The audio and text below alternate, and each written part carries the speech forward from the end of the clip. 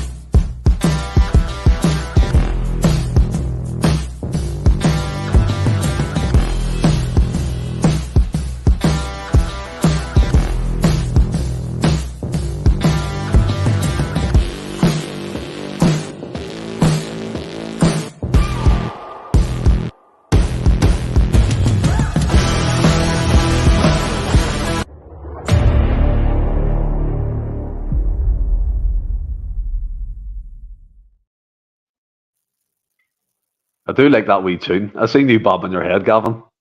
You know that Pink song? Let's see that riff. It's very, very like that Pink song. Na na na na na na na na. It's just got a wee variation so that it can't get done for copyright, but very close. Oh. Did you say that again out loud? Will be done for copyright? Pat's in very early on there, so no excuses for Rodgers. Palm's in. Even I hope you're all well. Keep well. Baron Marathi, fabulous choice, Gav. Michael Mitchell, evening all, and then Pam just replying to Michael there. Hello, Michael from Pam. But look, James, I can see the grin on your face. You're ready. You came loaded with stuff to say about what's going on. But first of all, I mean, let's start with the most recent signing. Third choice striker. Let's not dress it up from Norwich City. Irish international, over 20 caps. I think it's 3 goals. He's played over 115 games for Norwich, and I think the scoring record's in the round 20. Not great reading, to be fair, but a lot of the clips I've seen of him, he plays out wide. He's quite strong. He's quite explosive. He's good with his feet. I heard someone say today that maybe the heading is not what he's meant for, even though he's 6'3", and probably what we actually need up top to create that difference. And I think that the misconception is I'm seeing among a lot of supporters, or even people who are looking outside in, is we're giving Adam Idah a hard time. I totally don't think we are. I think we're just kind of highlighting where we are as a club. We've went from the glorious EPL loan signings to signing a third-rate striker from Norwich City in the Championship who was struggling to get games. And look, that's no slight on the guy. I think that's more a slight on our recruitment policy, which we'll get into. But Adam Idah's in the door, James. Again, he's a full Irish international. He's played up there with Mickey Johnson. Doesn't make great reading, but it's a signing in the door at least. Before I know I'm no doubt going to end up moaning all night, but as you say, that's the nail in the head there. The criticism isn't directed towards Adam Idah. He's just unfortunate, and it's absolutely no his fault that the circumstances and the feeling among the support that he's walking into, that is nothing a day with him. That doesn't fall on his shoulders. That's not his fault. He'll get backed. It's not as if he's going to get booed onto the park or anything like that, or he'll get backed. Of course he will. And hopefully, myself included, obviously, off the back of what you've just said there, hopefully we're sitting with egg in our face at the end of the season. That's the ideal scenario. I think coming into it, well, even last week, I'd said on here that I thought we would get down the route of loan signings. I thought we'd be scrambling about towards the deadline, looking about the Premier League for guys that weren't going to get a game. Apparently, even my lowest expectations were overshooting the runway for this Celtic board and recruitment team. Aye, he'll get a chance while he's here. Of course he will. But even the structuring of the deal, ended up being a 6-month loan. Why does James' studio look like the inside of a shuttle as he en route to Mars? I wish I was after that transfer one day, to be fair. But nah, he'll get a chance while he's here. Obviously, as I say, he'll get the support, get everybody's support while he's here. But the quote I read earlier was, "I'm not even underwhelmed. I'm not even underwhelmed. I'm underwhelmed." And I think that just about sums it up, to be perfectly honest. I actually seen a wee clip of his press conference, his kind of unveiling conference, and he said that the first contact for Celtic was on Monday.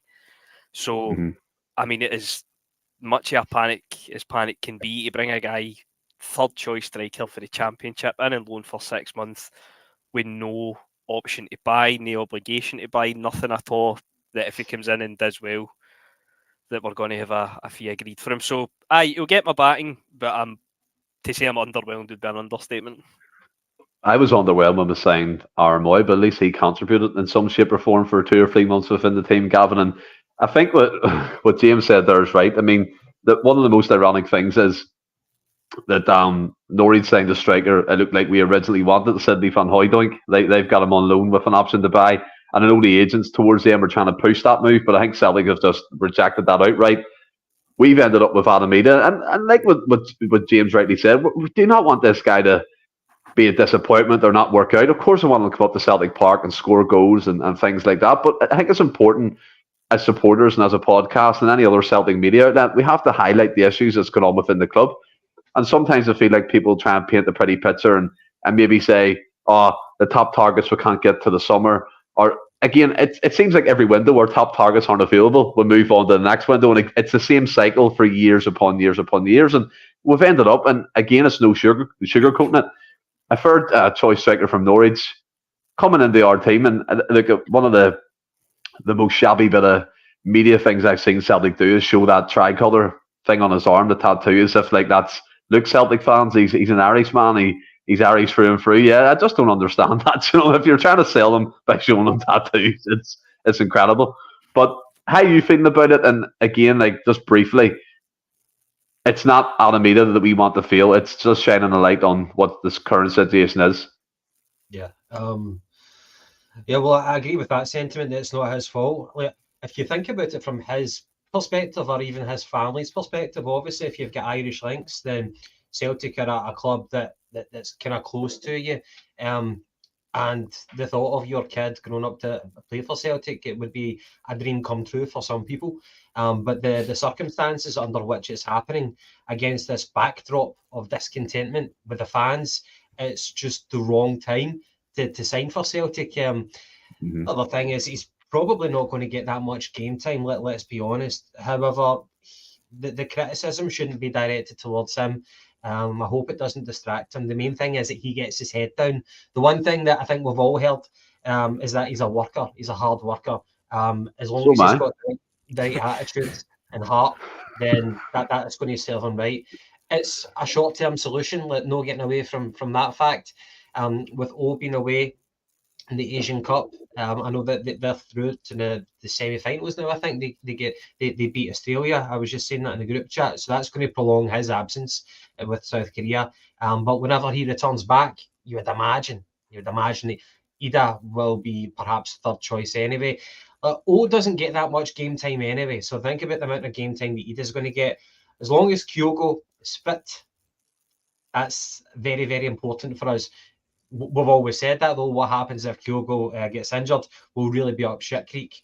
Saying that, how much of an impact does that make? Because Kyogo doesn't really get the service that he used to get last season. But with Idah, look, Rodgers speaks of his power and his physicality and unlocking his talent. Now, you could be cynical and saying, well, of course he's going to say that. He did actually sound genuine when he said that. Like, I guess you don't want to read too much into it anyway. But as you said, 6'3", and the word on the street is he's not a very good header of the ball. He's actually better with the ball at his feet. And some of the Norwich fans would say, well, that doesn't say much because he's not very blessed technically. We'll find out what he's like, but things are so... If you're a pessimist, you could say that things are so bad right now. So let's not write the guy off. Let's just... If he is half decent, then that's a positive. As I said, he's not going to get much game time. The focus is on Kyogo providing the goods, but we'll see. At least it ticks one box, and that's depth, strength and depth. That's what we needed, and that's what we've got with him. So I hope he does well. Funny you say. Go ahead, James. Sorry, I was just going to say, just to touch on what you're saying there, Gav. Like as you say, like Kyogo obviously is the main man. If we're being totally honest, he's no really for the majority of this season been anywhere near it. So obviously compared to last year. So me personally, maybe I'm asking for too much, evidently so.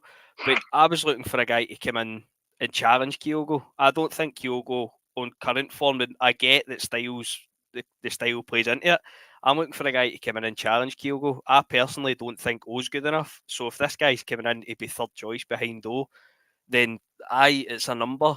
But if that's, and I would agree with everything you've said there, but it just seems utterly pointless to me if we've brought a guy in on loan for 6 months to be a third choice that's probably not going to play.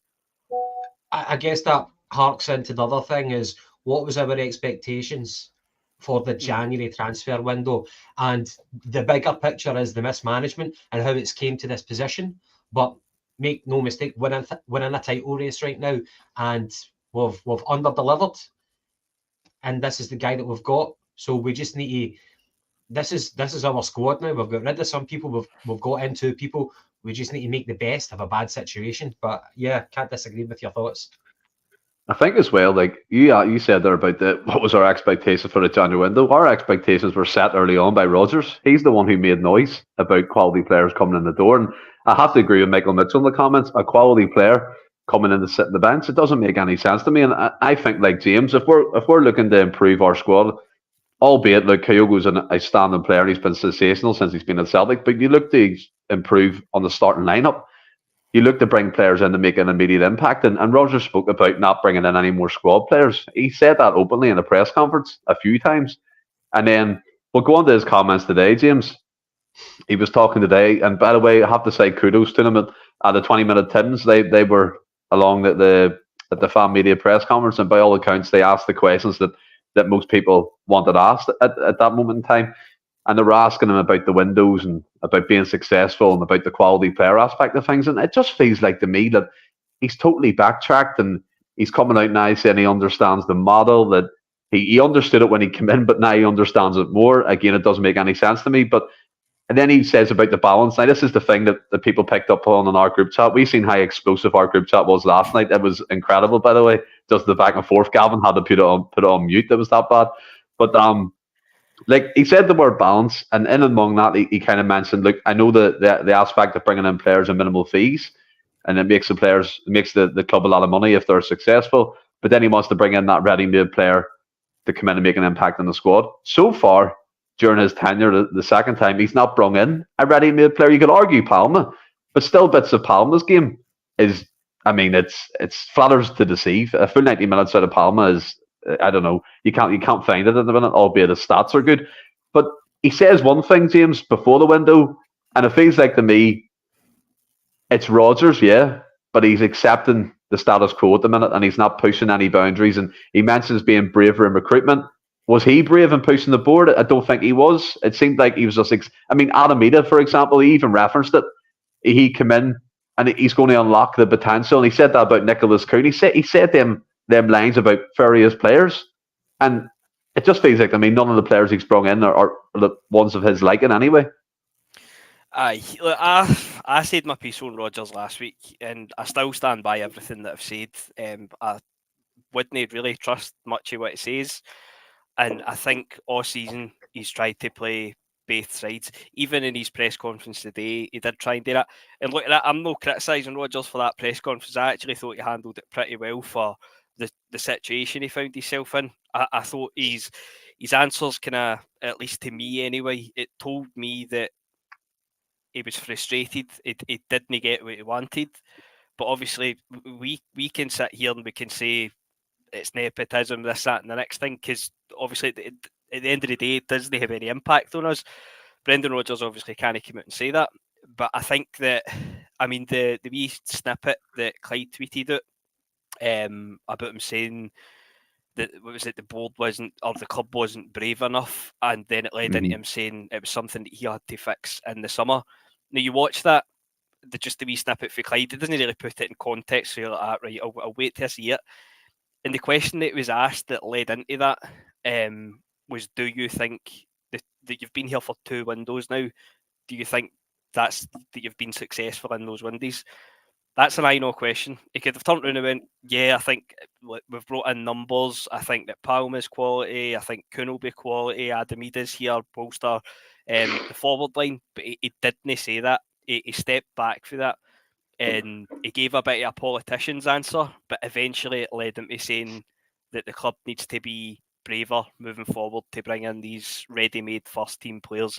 I wouldn't say he went as far as to throw the board and the recruitment side under the bus, because it felt as if he was kind of purposely maybe throwing wee digs at them, but then kind of stepping back for it and putting a wee shield over them to defend them. It was a group effort and all that kind of stuff. But the one word that I took away from it that was telling is he said that he needs to fix it in the summer. Now, my standard grade English might be failing me here, but you only need to fix something if it's broken. So is he telling us that, in his opinion, the recruitment strategy and the recruitment side there is broken, and it's something that he needs to fix in the summer? And but why is he defending it for so long? Exactly. But as I say, he needs to remember, like, if obviously he's got his own employment to look out for at the end of the day as well. And I think he needs to keep his cards quite close to his chest. I think at the end of the season, I know it's probably something we'll come on to discuss, but I can see a scenario at the end of the season where Brendan Rodgers walks away if he's not going to get what he wants. I think that's a possibility. But I think as well, there seems to be this, you're either a bedwetter, which I'm a bedwetter, or you're a bedwetter as well, Stephen, or you're a happy clapper and everything's fine. But I think that there is, the in-between is there. The issue, at least for myself anyway, the issue wasn't the January transfer window. Of course, it's a part of it because the January transfer window has been horrendous. The issue hasn't even been since Brendan Rodgers came in. The signings since then, by and large, have been horrendous as well. It's wider than that. I mean, if we look back, is it the last 4 transfer windows? We've signed 2 first-team players, Alistair Johnson and Lewis Palmer. And Palmer is definitely a downgrade on who replaced in Jota. Alistair Johnson is more debatable, but I would still say he's probably a downgrade based on what we've seen this season, but I'll give benefit of the doubt. So that's one player. So it's wider than that. And the last 4 transfer windows just so happen to have been when we've brought in Mark Lawwell as head of recruitment. So, as I say, the issue for me isn't just solely January. It's just the wider kind of feeling at the club and how I think the club's going. I genuinely am of the opinion that our transfer strategy is just to throw enough shit at the wall and eventually some will stick. Because that is basically what we've done. For every Matt O'Reilly, you've got a Kobayashi, a Haksabanovic, a Idah Kühn. Do you know what I mean? There's all these guys. So, I know I've been off on a wee bit of a tangent there, but in terms of his press conference today, I thought he kind of danced the line pretty well. He handled it pretty well, but it laid out to me that he's frustrated. You would be. You have to be frustrated with what you've been given, the tools you've been handed so far. Do you know what I mean? And you look at it, Gavin, as well, and like what James said, by all accounts, he handled it well because there would have been pressure. The questions would have been quite cutting from the fan media side of things anyway. And the usual stuff, he bats it off and it's a group effort and he says things like that. One of the most telling things for me was that what James actually said there, throwing enough shit against the wall. We contacted Adam Idah on Monday. Do you know what I mean? And the deal was completed. So obviously he wasn't really in our thoughts till the end of the window. We were scrambling around for our left back. Bueno from Wolves, we got knocked back from. Kurzawa, and I'm probably butchering the names, I do apologise, from PSG. that kind of went nowhere because of the wages, which you probably expected anyway. Couldn't get that kind of level of wage in, and that's fair enough. But it's all over the place. And if you go back to when Brendan first came in, he's saying, "Oh, one of the things that attracted me again was the recruitment team. Everything's on the ball, blah blah blah." And then, as James said, the language started to change in around November. The quality aspect came in. James's favourite word. He probably hates hearing it now. Quality, blah blah blah. All these players, 4 players coming in. Cal McGregor even referenced 4 additional players coming in. And I get the fact that maybe it's hard to do. That's fair enough. And I think Rodgers actually tried to put the blame on other clubs in the press conference, again, probably deflecting from maybe Celtic trying to bargain buy or trying to wind down fees. We know we haggled over 300k for Kühn. But are you trying to tell me if he thought the recruitment process was kind of damaged or needed a wee bit more improvement after the summer, he's not having meetings with Mark Lowell saying, look, I want another level of player in. I want you to start scouting these leagues, these teams, get me a list of targets, and then we can hit them in January. For me, it does not seem like that at all. And I said it before, and I said it on Twitter, the lights don't go off after the end of every window. Recruitment is a continuous process that you need to keep doing to be striving to be better as a club. And so far, Celtic have totally failed in that aspect. Yeah, I totally agree. Look, there's so many points for me to kind of come back on. Like the last point that you made about recruitment, it needs to be an ongoing thing. Of course, it's not. Like if you're a scout, if you're working in the recruitment department for Celtic, it's not a seasonal job. You know, it's a continuous job. You should always be prepared. So whenever the window opens, you're able to pull the trigger and get the players in. There's so many points. Go for it. Whenever we're talking about Rodgers and how he handled the press conference and the fact that he never truly threw anyone under a bus, I think that was the right approach, and I'll tell you why. Because, as I said, the window's shut now. We need to make best of a bad situation. We're in a dogfight right now for this title race, and if we start having public fighting, then it's a bad look. It's already a bad look to the fans, to the people who really care. We know it's a bad situation, but if Rodgers starts arguing with the board and the media, then it's not going to work out well, okay? There will be a fight in the summer, okay? There will be a reckoning. Things need to happen in the summer. Change needs to happen. But between now and then, we all need to be in unison if that is possible, at least the manager and the players. We don't need to give them any further distractions. James was talking about the division among the fans, and I know we'll kind of get to that later, but it's kind of like Happy Clapper or a bedwetter, and I hate to see that. But the people kind of say, like, if you're not with me, you're against me. There's a lot of nuance to this. The actual press conference that you had today, there was a few things that I was kind of trying to take away from it. Obviously, as you said, Stephen, so he acknowledges the success of the current model of bringing in players for a low fee with room for development and then selling them on for a profit. But he also clearly expresses that he wants the club to be brave in recruitment for ready-made players, in his own words. And you can clearly see that he's not content with simply continuing with the current model. He says that we need to have a balance, a bit of both. And whenever he joined, like, this is another thing, the mystery of why he joined Celtic, whenever, like, there's been no change at all. And the kind of sound bites that he was airing whenever he started the job. The second thing now, and then he says, I'm aware of how things are in place. They're much more smoother, more professional, more slick. Are they fuck, you know? And they're fucking shocking, Gavin. It didn't happen in the summer, and it's not happened in January.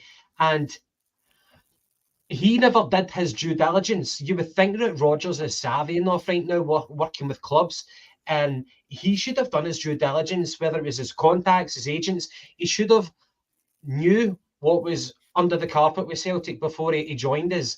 And I don't know if, like, Rodgers will be off in the summer, but for the time being, I think he's doing, like, he's going into Machiavellian mode right now, and he's smiling for the cameras, but you know that he's probably seething. The other thing for the press conference, he says, like, I've got a sense that we're looking for someone to blame. That's not what this club is about. And he said, the minute there's separation, then this becomes a difficult club. But clearly there is separation. There's separation of ambition between Brendan Rodgers and the board. You can't take the fans for fools with that. Now, Brendan Rodgers, he needed strong recruitment in the summer. That wasn't met. He went public for our need for 4 quality signings in January, and again that hadn't been met. So clearly there's a fracture, there's a division. We're not working as one entity to achieve a collective goal, which is what we should be striving for.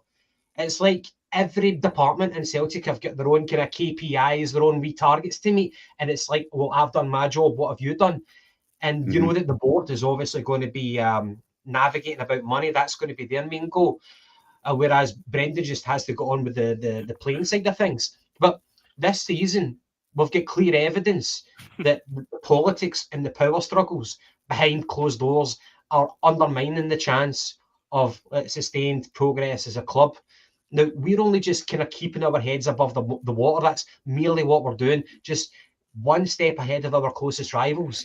And with forward planning and being, as Roger says, a little bit braver, we could be giving ourselves clear breathing distance in our domestic league, and that'll kind of safeguard our financial superiority with like European football.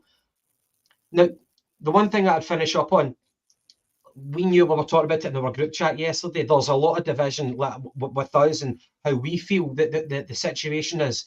I think you can look at it in 2 different kind of resolutions.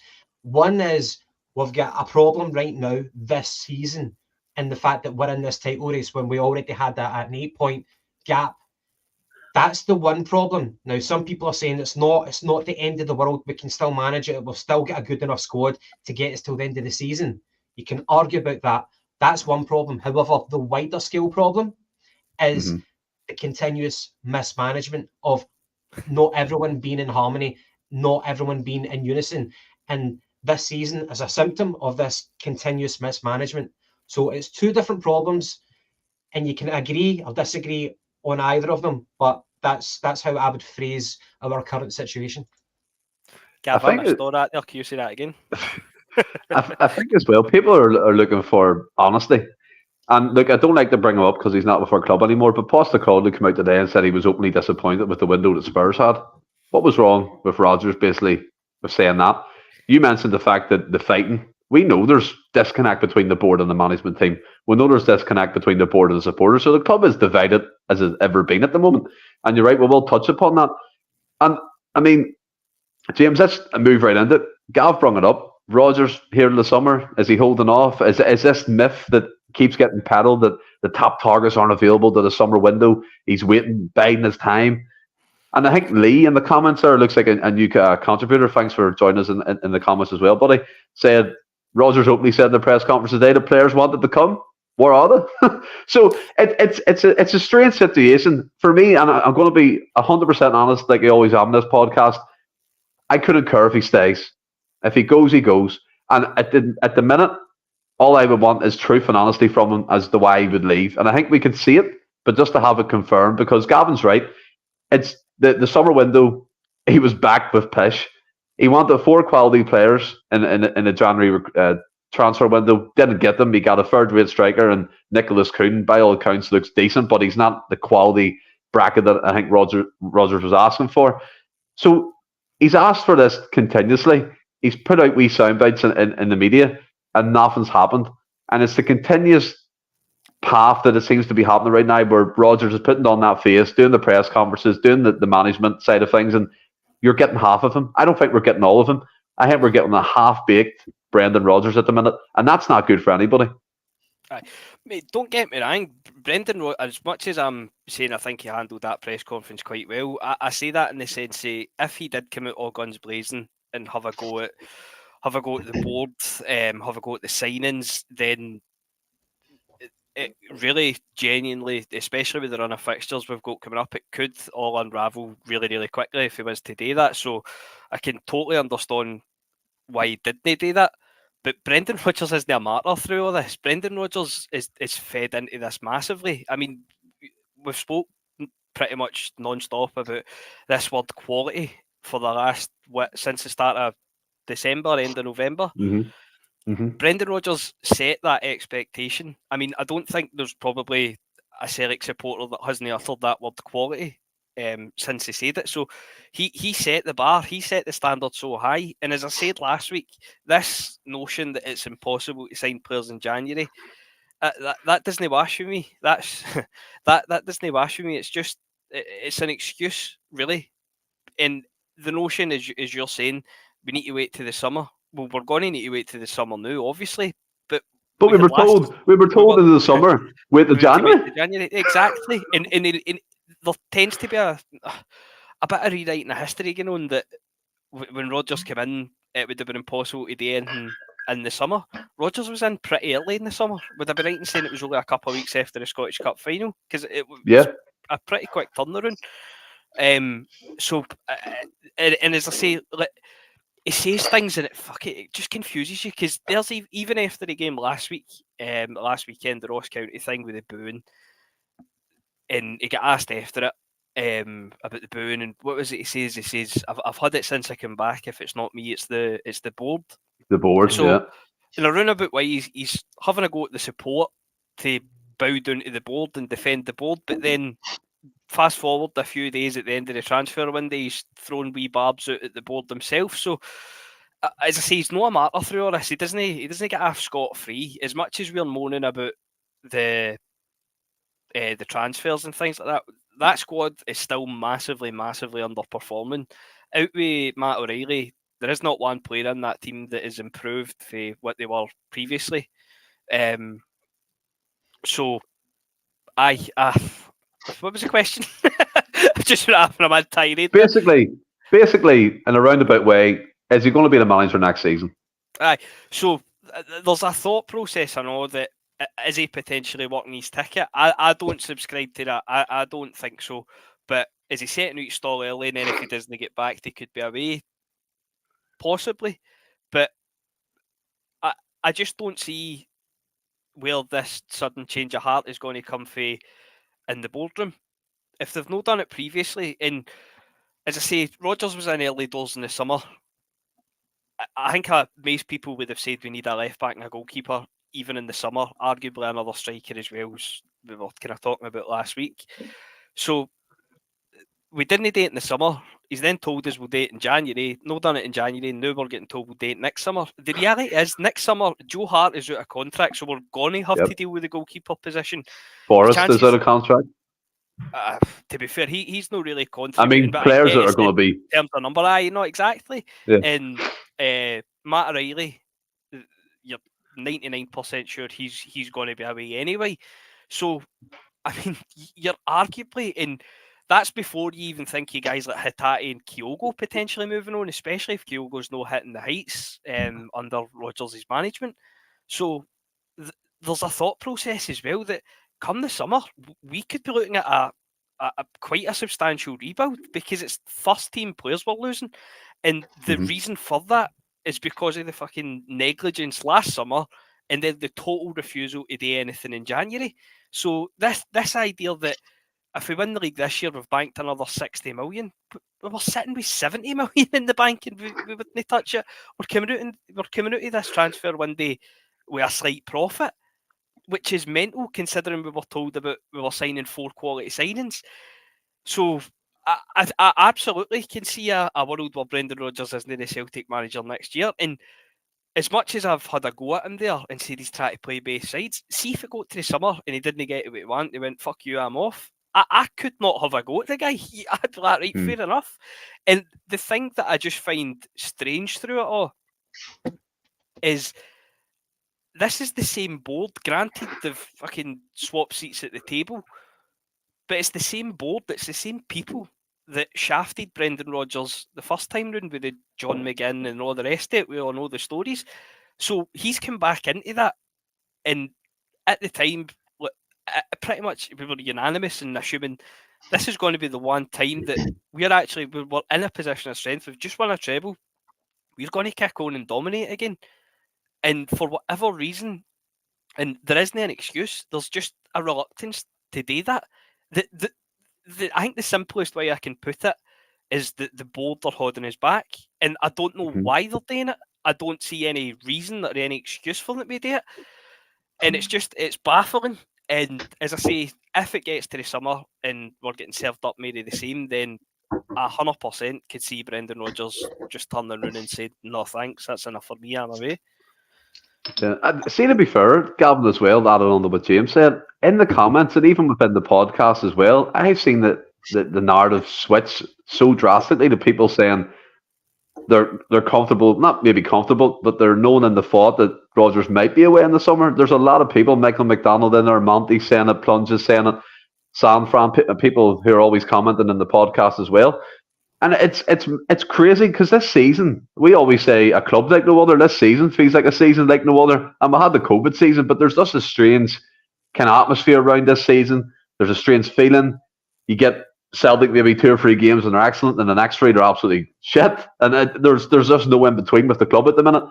And then Rodgers himself, and look, people may say we're being negative, but I don't think we are. I think we're really does again shining the light on what's actually happening within the club. And there's a Twitter account called the Grand Old Team. I think it's that. Forgive me, and it's not. But he always posts his finances, right? He was posting today about the Celtic finances compared to the Rangers finances, and he was saying, and basically in a roundabout way, Gav, and James mentioned it, why are we doing this? What's the logical reason? And he basically upfront said that the Celtic board are happy to keep them at arm's length, so they kind of succeed in a way, and they're there to challenge us. And that shouldn't be the case, because we should be looking to drive on. We should be looking to be investing money left, right, and centre, and taking advantage of the horrible state they're actually in as a club. I mean, Rangers in that instance. And every year it seems to be penny pinching even more.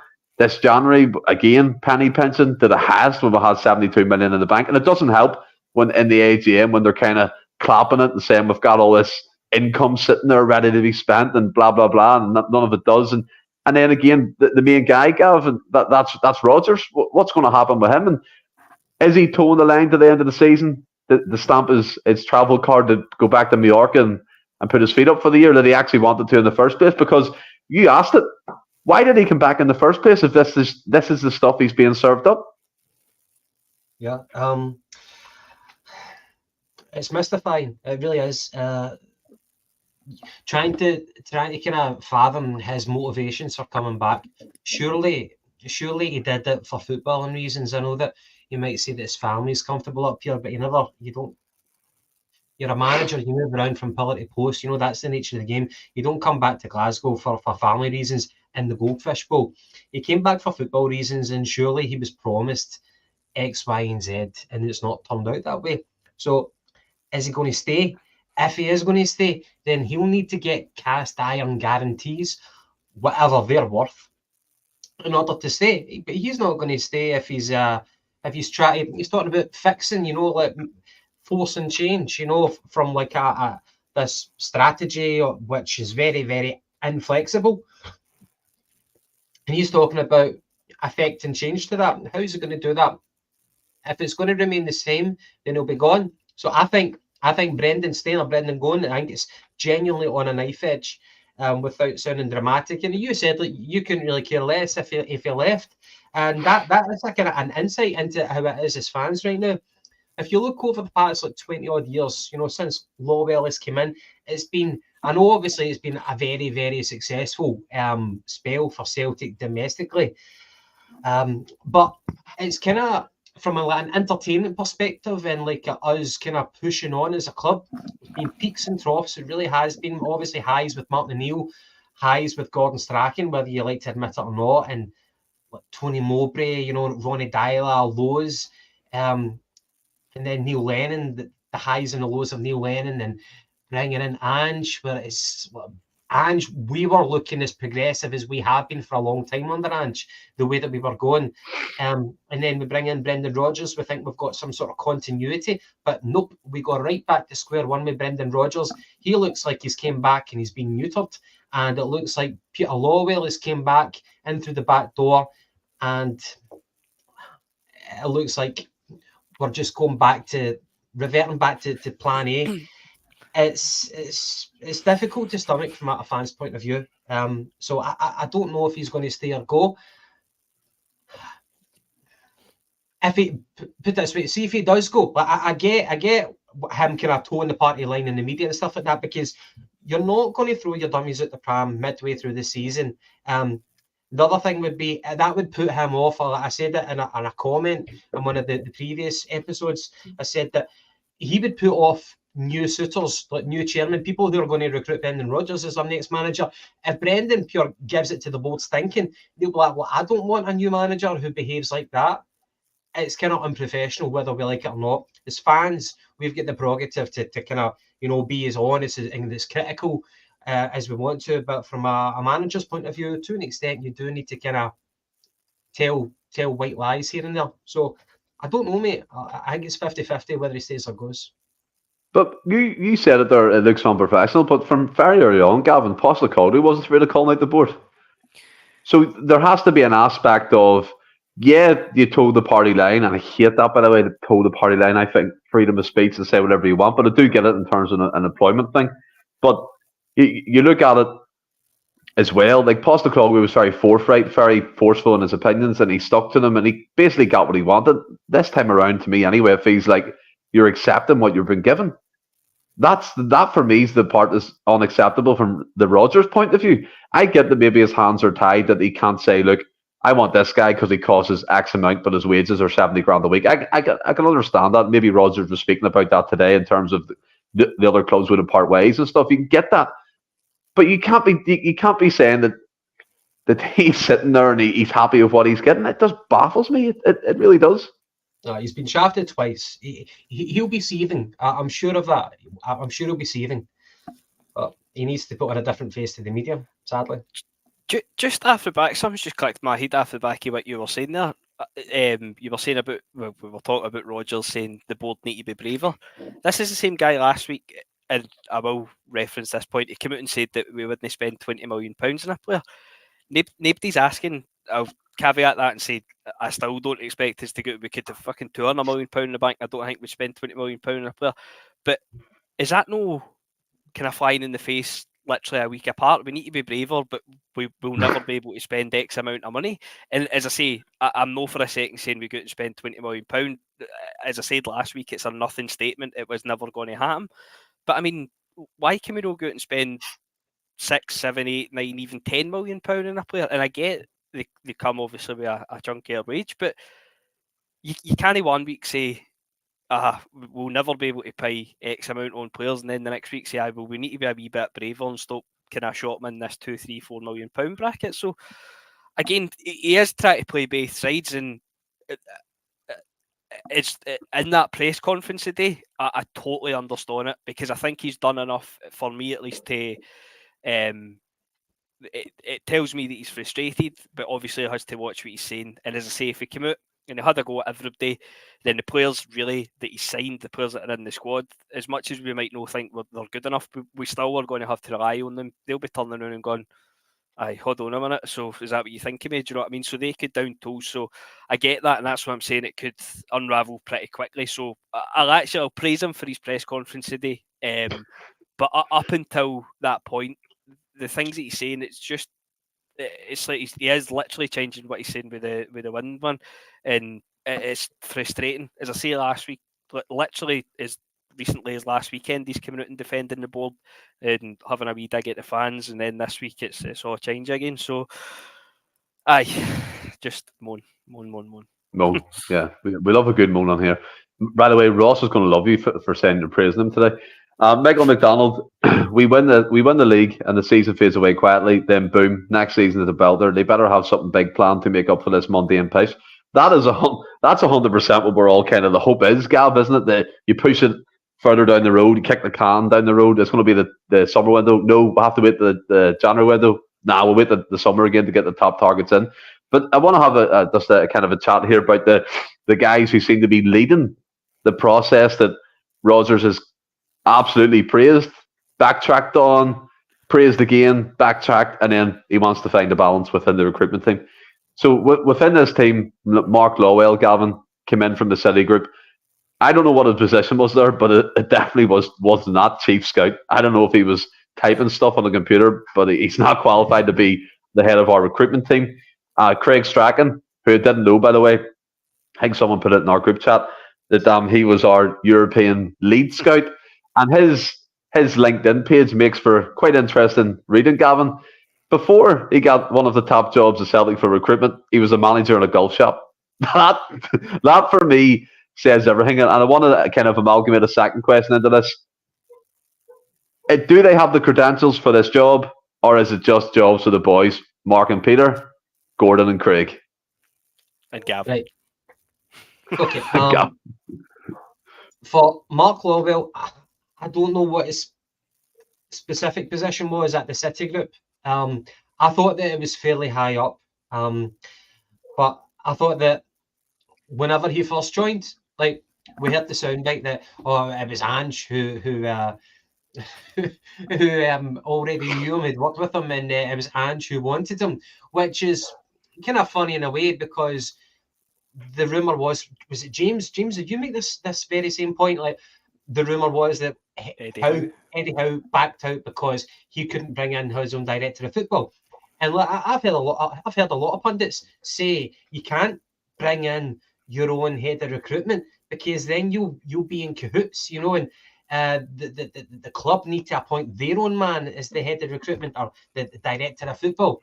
So it's ironic that if that is true, that we knocked back Eddie Howe because of that stipulation, whereas Ange managed to bring in his own man. So James, I'm totally ripping off your point of view. So that's very ironic. I thought that Mark Lawwell's CV, as far as I was aware, it was quite respectable prior to joining Celtic. Has obviously the CV, that the work that he did at City. So I thought that it would work to our favour, and obviously the kind of promise of using his network within the City Group as well. I thought that would be a real asset.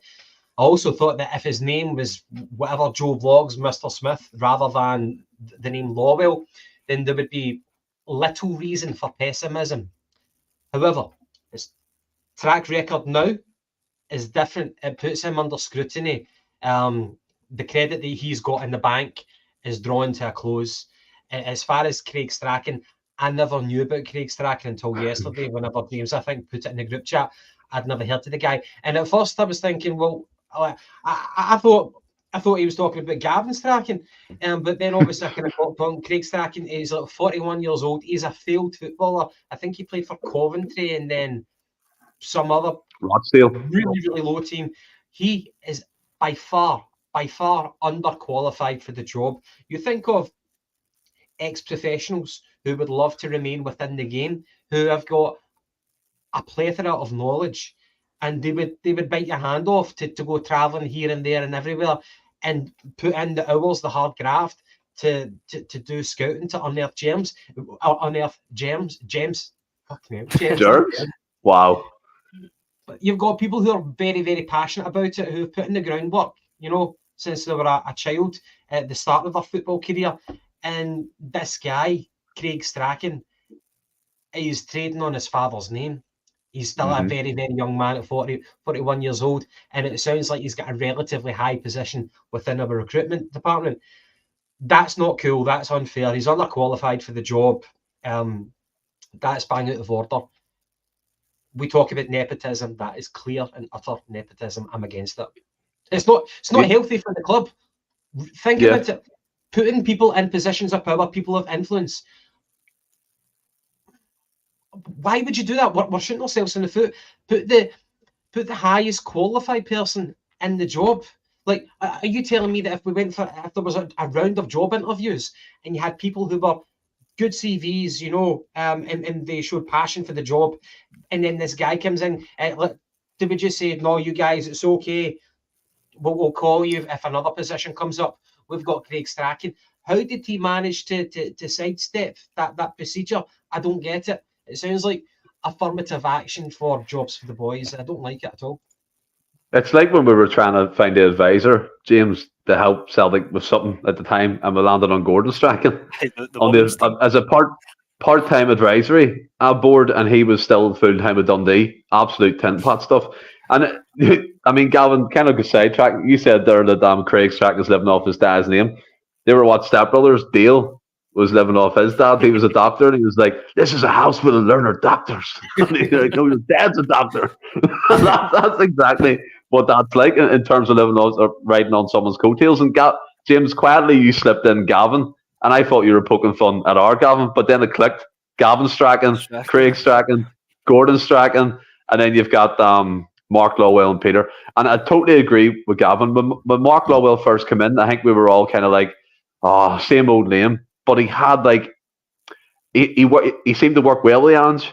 He seemed to get the targets in quickly that he wanted. Obviously, working with him in his former Japanese club, they worked together. I think Ange said that in the press conference. That looked good. It's all changed now. It just feels like, as Gavin said, we're back to dusting it off the shelf, pulling out the filing cabinet, seeing what we can find, and then hope it sticks, like you referenced, James. And it's just not good enough. I mean, you look at scouts, and I don't like to focus on the club across the city, but they've pulled out, I think, for me, a coup in my opinion, with the guy they got from Feyenoord, their head of recruitment. They've brought him in to head up their head of recruitment, and he by all accounts, he's done quite well with them in terms of buying players, selling players for high fees. Why can we not think outside the box instead of sticking to the same old names and the same old script? Exactly, that's it. I said on here the last couple of weeks, who did these guys beat at the recruitment process? You're assuming we're advertising these jobs, you know what I mean? And interestingly enough, on the Craig Stratton thing, as you say, he was the manager of a golf course or a golf show, whatever it was, prior to him getting a position at Celtic. Was it foot golf? Was it foot golf? That's what that's all right then. It's good technique. Right. Good technique. But see, prior to that, he's only, obviously apart from being a kind of low-level player, his only experience within football was as a scout at Celtic. It shows in his LinkedIn profile between 2007 2009. Now, I'll give you one guess to guess who our manager would have been within that time period. Exactly. So, it's the same with Gavin Strachan as well. Like, I know he's kind of sliding under the radar now because Rodgers he's got a laptop front and centre. But nobody is going to tell me that we've plucked that guy for relative obscurity at Peterborough United because he was a great coach and the best man for the job. And look, I'm not saying the guy's a bad coach. The reality is, I don't know if the guy's a good or a bad coach, but I just find that he's no, like, there's only one reason why he's in at Celtic. And on the Mark Lawwell thing, I must admit, I did get back. Obviously, I'm posting in the forums as well, so I went back and had a look just to see what my thoughts were at the time, and I think I'd said something. I stand by it today. On paper, it's a good appointment, but I would be interested to see what the recruitment process was, or is it just the face fits? And it genuinely still, well, I've pretty much just said the same thing there 2 years or whatever it is later. But my thing with it is, you bring in a head of recruitment, your first transfer window isn't great. Fair enough, you're maybe getting up to speed, getting on with how things work. Your second transfer window isn't great. Right, maybe we need to start asking a couple of questions here. But then if transfers 3 and 4 somehow manage to be worse than each other, surely at that point, it's not just a case of, you fucking scamp Mark Lawwell, do you know what I mean? Surely at that point, you need to ask genuine questions about the guy in his position. Look, when Ange Postecoglou came in, and look, I know we fucking all talk about him as if like he's our ex, but when he came in, he literally done everything. Bearing in mind, this is a club that were looking for a director of football that, 3 or 4 years later, still haven't appointed a director of football.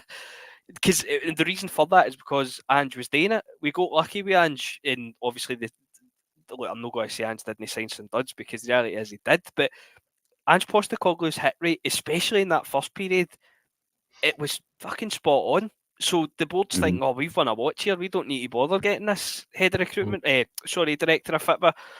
Head of recruitment. Mark Lawwell, you're looking for a job? And you come, son. And but that is it in a nutshell. And it's I know we're talking about nepotism, but it even runs deeper than that. It's something obviously like McGinty is touched on as well. I mean, you look in our youth teams, and it's like Darnell D, Stephen McManus are basically sharing a job.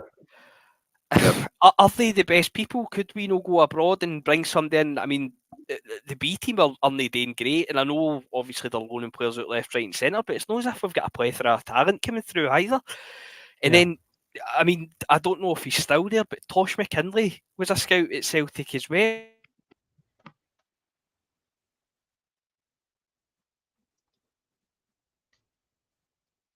Oh, He was alive.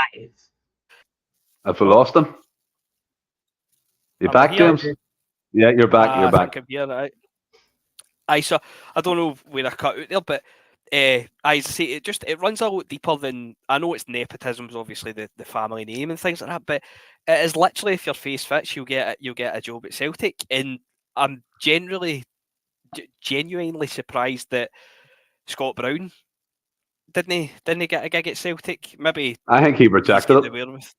I was going to say maybe he's got the wherewithal to kind of see the fans feeling and things like that. But aye, if you can tell me with a straight face that Gavin Stratton, Craig Stratton, and Mark Lawwell have all got roles at Celtic, and it's not because of their surname, then fair play to you. But it's literally the only reason that they're here, or stroke in Mark Lawwell's case, still here. It can't be. It cannot be a coincidence, really. It can't be. Do you know what I mean? I've got a second-hand anecdote about the nepotism at Celtic Park. Over 10 years ago, in my old job, I worked with a guy who was about my age, and he used to be a Celtic coach for the under level, and he spoke about how it's if your face fits, it's who you know. And he spoke about how he'd been a coach after he left school. He managed to join Celtic, and he'd been there for a few years. He's actually cut cousins with Dylan McGeoch, but he left Celtic as a coach because he felt that, again, it's who you know and if your face fits. And he was talking about other coaches who were given preferential roles and fast tracked. He spoke about a grandson of one of the Lisbon Lions, who was really not worth the salt in his job, but he was given preferential treatment, and he just said that it was just a bad culture, even from from that age group, from the lower level coaches. He just said it was just. He didn't say toxic, but it was just a bad culture, and he felt he was being marginalised amongst a lot of other people. So that's just kind of one thing that I remember being told to me. I mean, you look at the comments in Red Scotland. I actually used to like Peter Lawwell's work at Celtic. Now I see him as an enemy and a threat to our club. Robert Baker, board's attitude towards the squad is shocking every season. Maestro 95, we should have more people qualified. And I think that's the cut and thrust of it, isn't it? We should have, and I think you're actually right. You look at our B teams, you look at the coaches, like you said, Gav, like in every other top club in the world, and we profess to be a top club in the world and operate like one. It's always in every AGM. It's said out loud. People can hear it. But you look throughout there, and I'm not professing to be an absolute, I know everything about European football and how they run, but you can guarantee in the recruitment departments have got the best qualified people. Their data analysis, they've got the best qualified people that they can afford within a budget. Their B teams, their C teams, way down to the academy, are functioning with top-class coaches, top-class personnel. I mean, you look at, even that's Fran Alonso going off on one here, but he started with Pochettino. He went up the academies in England and stuff like that. He earned his grain, and as you said, he was worth his salt, and he was a good manager for the women's team and also an assistant coach to Pochettino. You look at like Pep Guardiola at Barcelona. He started as a coach in the underage teams. He's worked his way up. So I mean, there's examples throughout history, throughout the world that if you look outside the box, you can find these guys. Or women in the aspect of things, the women team. And I just think we're so closed in the circle that we're in that it's actually shambolic in a way that we have Darren O'Dea and Steve McManus sharing a B team job. It doesn't make any sense in my brain. And we always talk about the alignment of the academy to the first team. There's none of that no more. Under Postecoglou was doing it somewhat, the same kind of tactics and that. But even the coach he brought over, was it Stuart McLaren from Australia? He's left. He's left the underage departments now, but Anne's has left, he's left. So, again, there needs to be a whole rethink from top to bottom. And that brings us on nicely to, Gavin, just a wee bit about what model could we replicate? Who could we look at as an example in football? And one I always go to is Brentford. League One, they started Moneyball. And I know Mark Warburton is the last figure up here, but I remember him doing an interview with Simon Ferry, and he talked about it.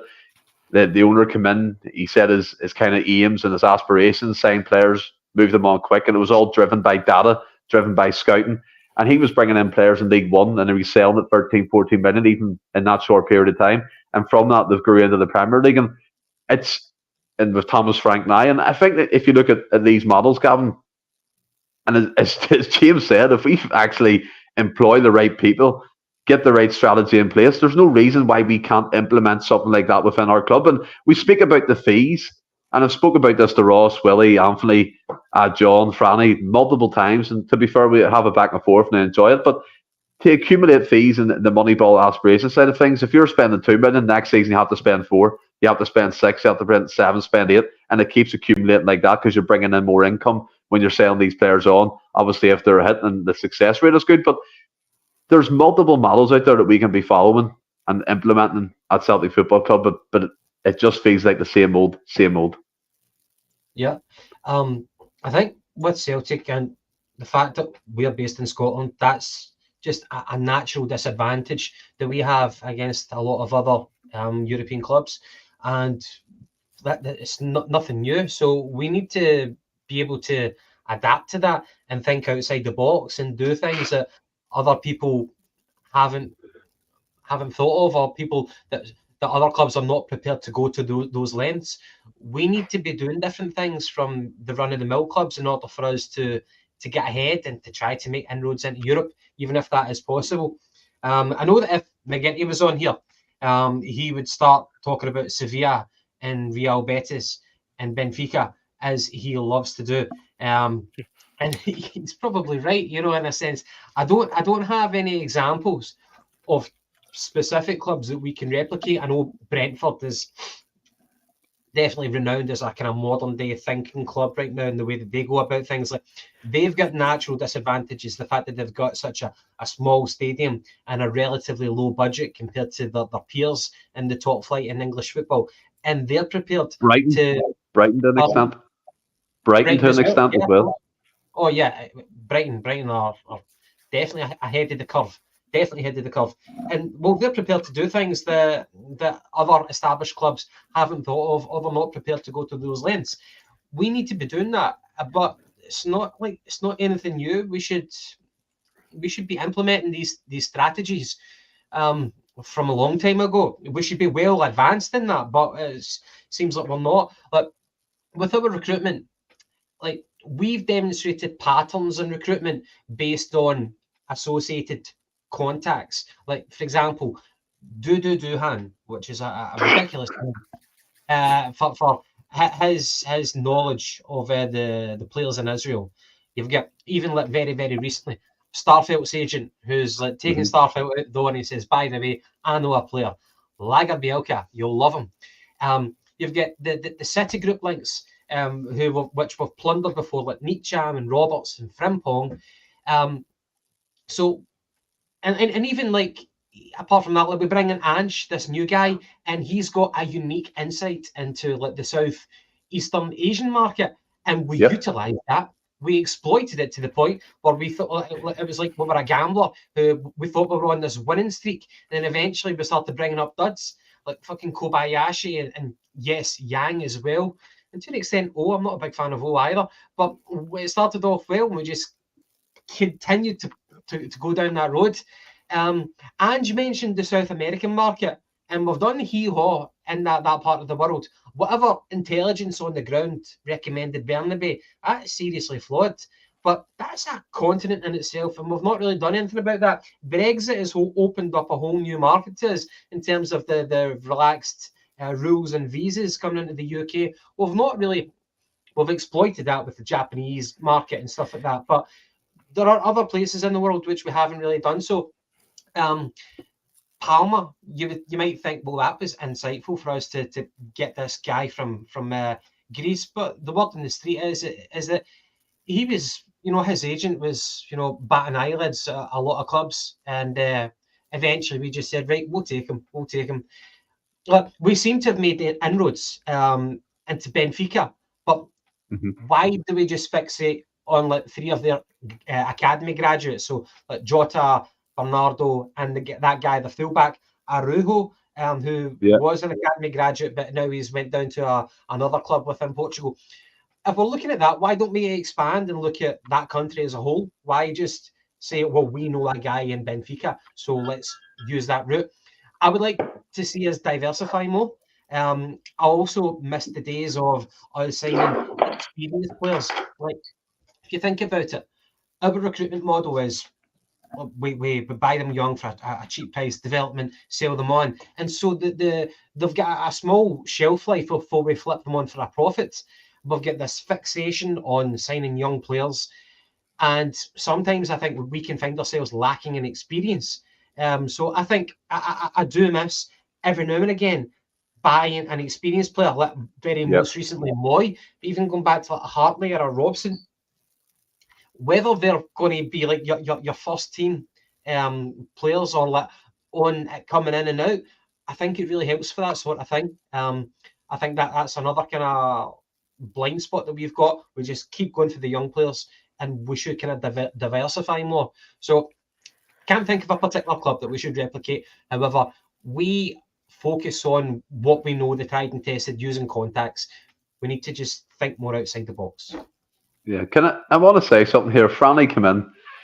Brighton and Brentford are great examples if you ignore the TV cash they are guaranteed every season. Look, Brighton and Brentford started their models long before they're in the English Premier League. Brentford, for example, started this money ball in League One in England. I do get what you're saying, Franny, but they started it, and look where they are now. They gambled, they showed ambition. Now they're in the top league. Now they're getting that money guaranteed every season. And you could say, if Celtic do that kind of model, we'd be guaranteed the Champions League money every season. And I do agree with yourself, Gavin, there in the aspect of things. Look, particular models are great, but we are focused a lot on individual contacts. And I totally understand where you're coming from. And James, the burden of greatness comes in. The project signings are supposed to be elite youth talents of 17, 18, not 22 to 23 players who haven't quite made the grade. Robert Davey, Gavin spoke about Palma. Palma is a dud, a one-trick pony. And then Paul McFarlane, if Rodgers says Idah is game ready and ready to play, then bench him, he needs to go. But people have different ideas to recruitment. And the reason why I brought up Brentford is because I know the most about that. Obviously, that interview and things like that, you read into it. And Thomas Frank, when he took them over, he spoke about it at length, the recruitment policy. And again, it was all data, all numbers, and that type of thing. So that's what interested me about that. But where do you think that Celtic can maybe broaden their horizons, and maybe look at other players within different countries? There's talents out there, but we have to find ways of unearthing them. Well, this is where the whole nepotism side of it comes into it, because I genuinely don't feel there'll be an appetite to do it. That would cost money to do that. So why not employ the fucking chairman's son to come in and do that job for us? And as Gav touched upon there, look at, I mean, even this transfer window, we were linked to guys like Owen Beck, and as I said last week, Owen Beck fell into our lap in the last 6 months. We needed a left back in the summer. Who were we in for in the summer? And as Gav says, Dudu Dahan, we signed one that worked, so we kept going back to the point we'd kind of ran him dry. Starfelt going out the door, as Gav touches upon there. Oh, by the way, this guy's shit hot. Sign him up. 6 months later, he basically confirmed that he's no good enough. The Man City thing as well. How many Man City youth loanies did we have up here at one point? Guidetti, Denier, Roberts. There was more than I'm that. surprised we didn't dip back into that. Yeah, exactly. Apparently, sorry for interrupting. There was a news outlet that reported on the last day we approached Man City for a Spanish fullback, Spanish left back. Oh, Gomez. Yeah. But Pep Guardiola talked him out of it. Apparently, AC Milan were also interested in him.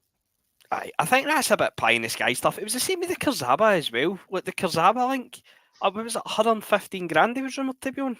In tinfoil hat time. But is that just names that we're dripping out to the press to make it look as if we were trying? I said in the group chat yesterday, it felt as if our January when they started in February. See the amount of names that we were linked with yesterday? I think I heard, and look, I know obviously not everyone's going to be legit, but the amount of names that we were linked with yesterday, I think, was more than we'd been linked with in the full window to that point.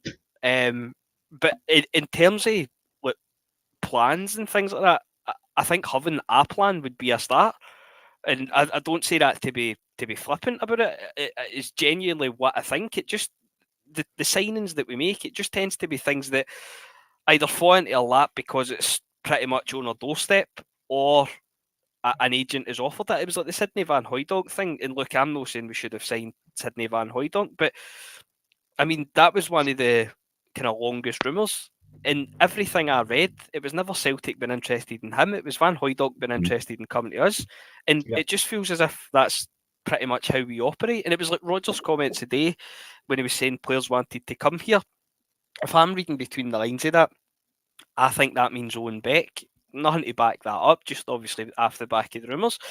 But again, that's a guy, at the start of the season, if we said to Brendan Rodgers, what about signing Owen Beck on loan for Liverpool? Or he would have probably said who. But he's went to Dundee 6 months. Well, I'm not going to kid on, I've watched him. It was decent against us, but by all accounts, he's had a great half a season there. He's went back down and we thought, I will have a bit of that. It's no happened. He's got a game for Liverpool. He can't come here and he ends up back at Dundee. So we'll probably revisit that again in the summer. And it might be a good signing, but it's another one that just it fell into a lap. There was we never scouted Owen Beck. Owen Beck's went to Dundee. We've heard he's getting good reports and we've started watching him and we've tried to sign him. So I just having a plan, for me at least, would be a start. Maybe that's a bit harsh, but just after it's not harsh. Just after recent history, that is what it feels like. It's just things falling into a lap or players getting offered to us. And the Craig Stratton thing as well. Look, we've seen fucking Dermot Desmond, was it yesterday or the day before, talking to Rory McIlroy on the golf course. And firstly, it's not a great look for Dermot Desmond, but fucking based off the Craig Stratton thing, there's every chance that fucking Rory McIlroy is now our South American scout. And that was a disgrace. Desmond on the golf course on deadline day. It's craziness.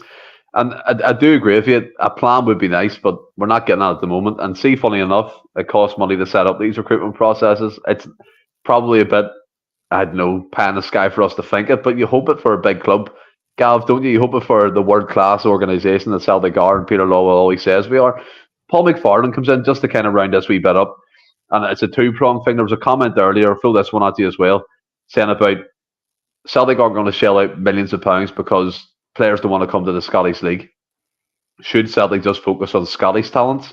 And then Paul McFarlane is following that up with, should Celtic be asked to partner with an EPL as a feeder club to guarantee player availability? Now, we've seen that happen with Hibs and I think Dundee. Hibs with Bournemouth and Dundee with Burnley. Look, by all accounts, in my opinion, for Hibs and Dundee, I think that's fantastic. I think overall that the landscape of Scottish football should improve with better quality of players coming in. And look, again, maybe a bit ignorant, but under 23 players from Burnley and Bournemouth are probably going to make an impact in their respective teams. We've seen Hibs have signed Marcandos from them, who's played over like 150 games. He's played in the Champions League and things like that. He's trying to get his way to full fitness. They've signed a couple of youth players from them as well. Dundee's took advantage of it with a left back when Owen Beck left. He's probably going to be on the bench now.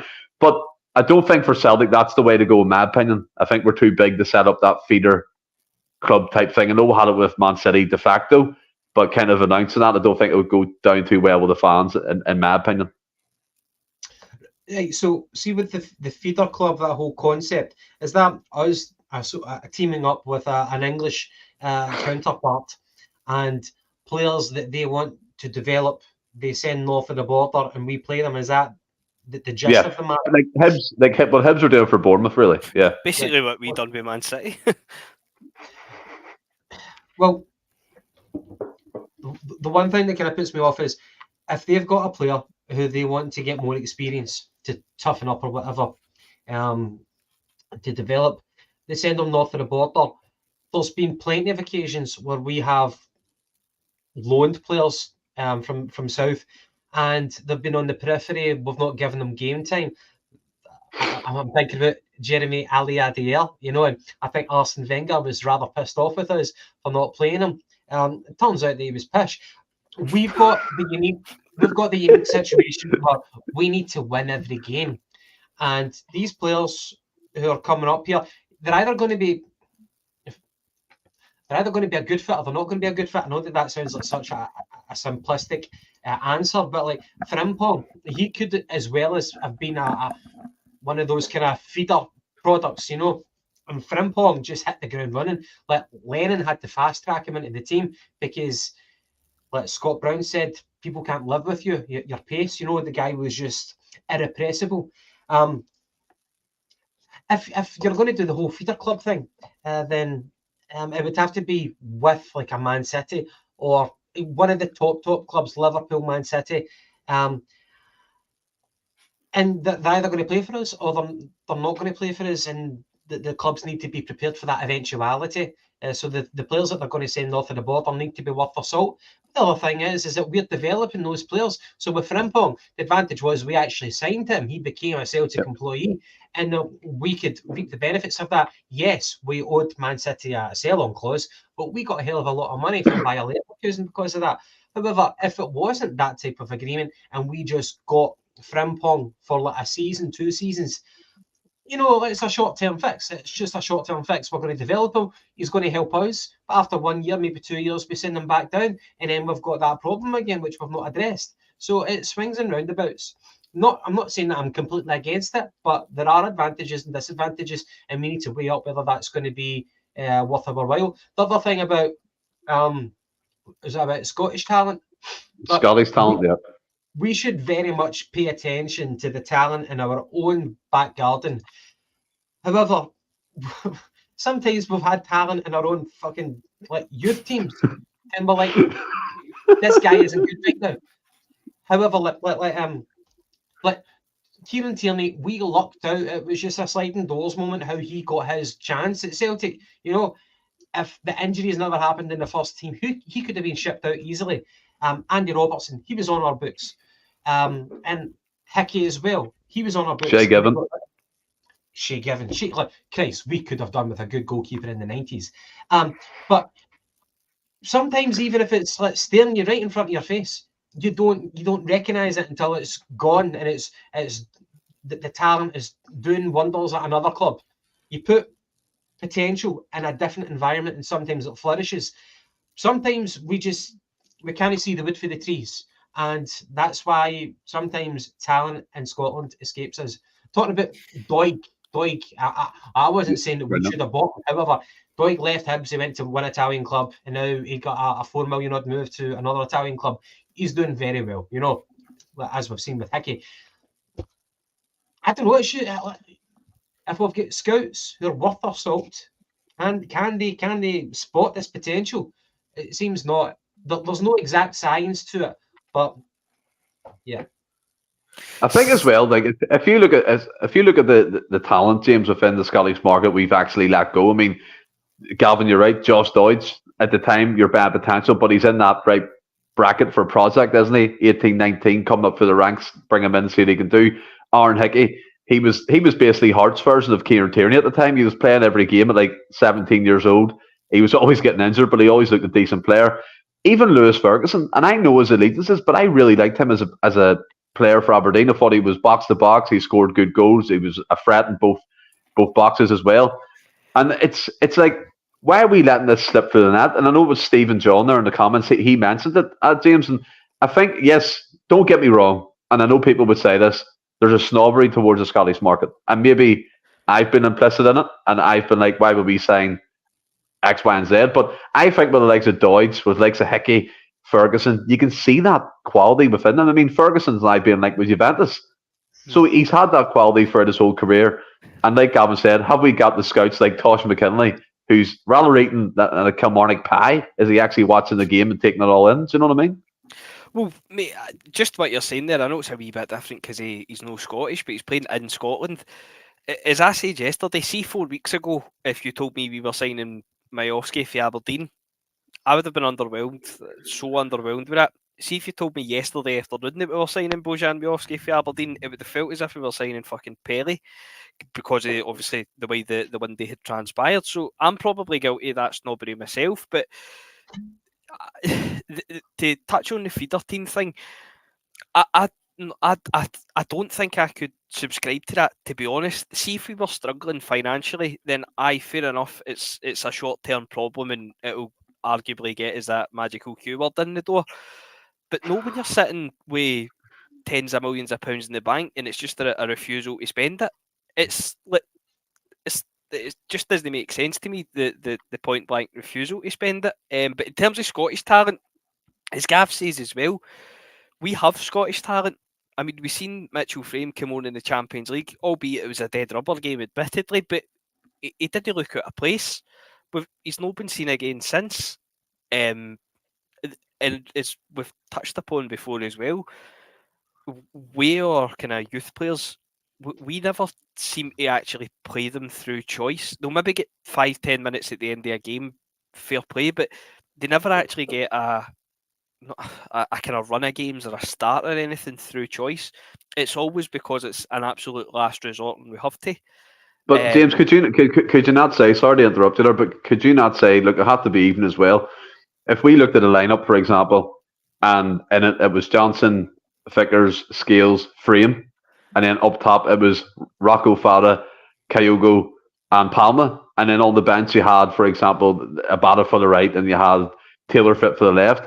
If we picked up a negative result in that game, people would be going, why did not start the best team? If they were fit and available for the bench, why did they play the youngsters? So it's a catch-22 sometimes, but I do agree our youth development has been pish poor, and we should see more youth products within that squad. But see, at the same time, though, see through history, well, recent history at least. Funnily enough, I was actually talking about this the other day because I couldn't remember the boy's name.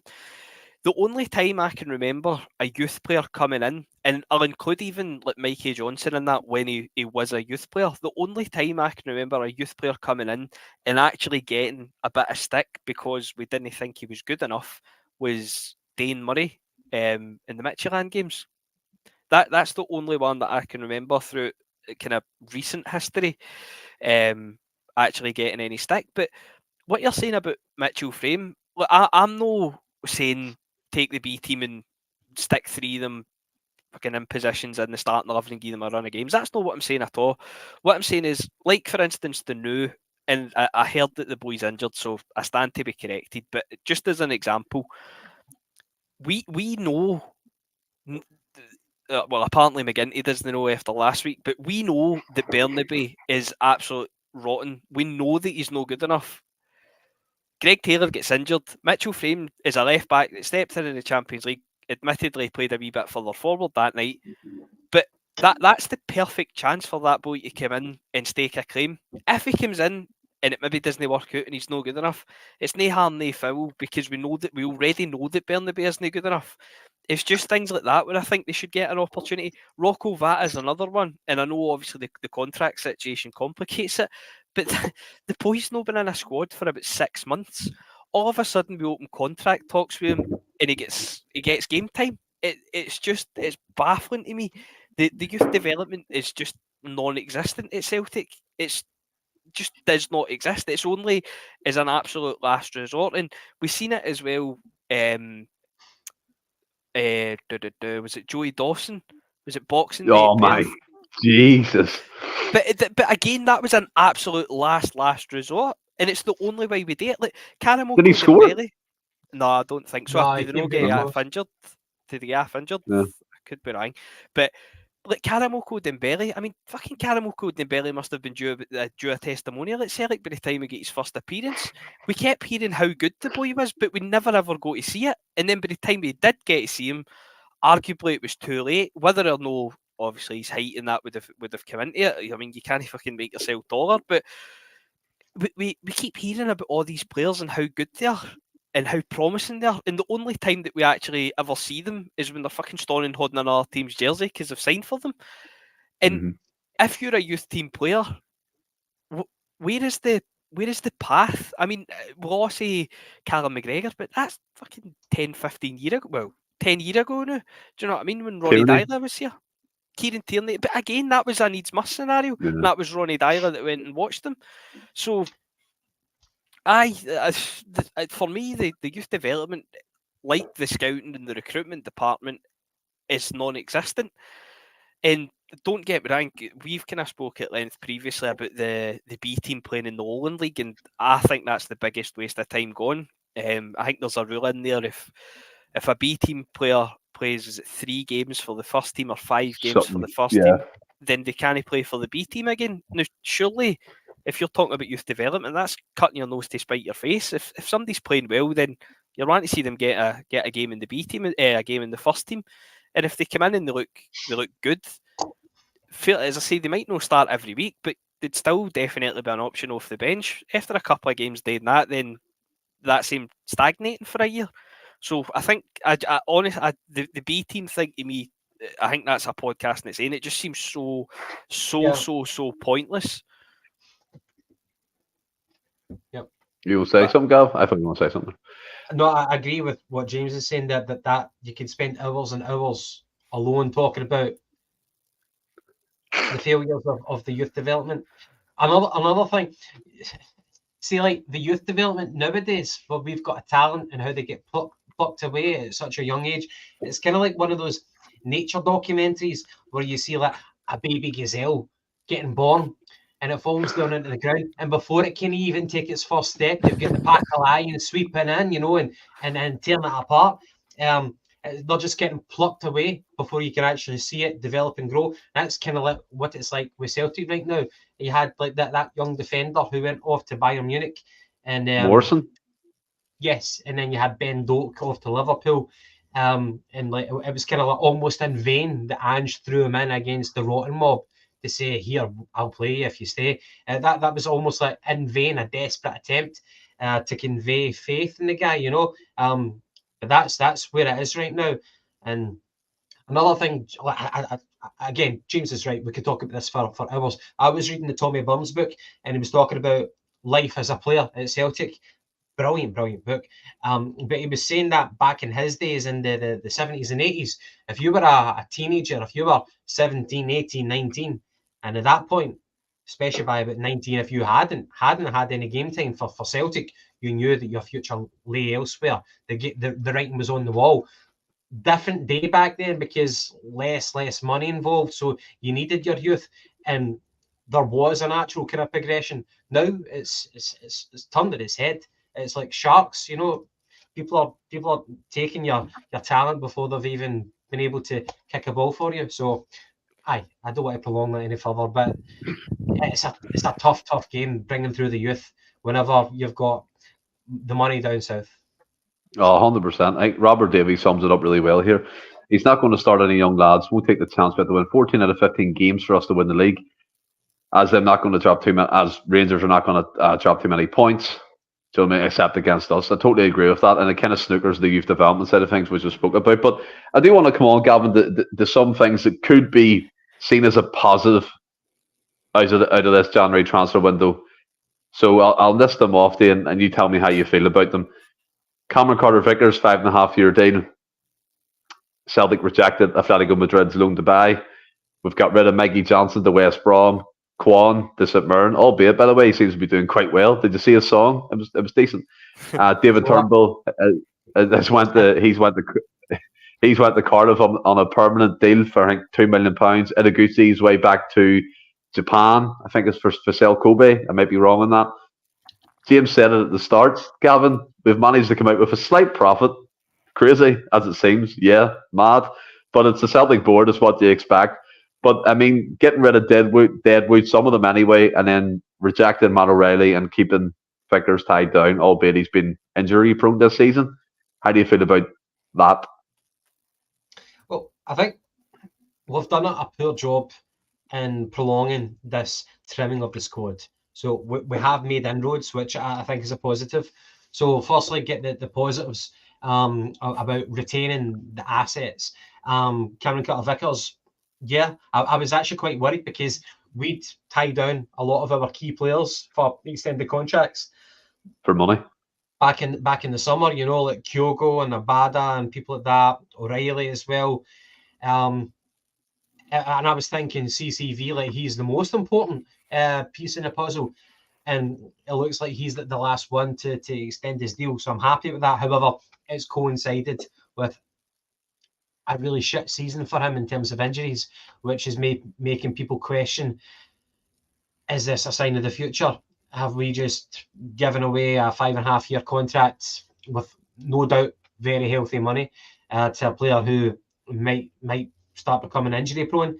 The first 2 seasons under Ange, she was fairly consistent, very consistent probably, but he's been in and out of the team. However, don't know what the future holds for him in terms of injuries, but I think either way, I'm happy that we've secured him down. I would like to look at it optimistically with Cameron Carter-Vickers. Brilliant player. Hopefully he gets over this run of injuries, even if it means we need to write off this season for him and he can start again next season. I'm happy with that. He's a great player for us. I would hate to see him go.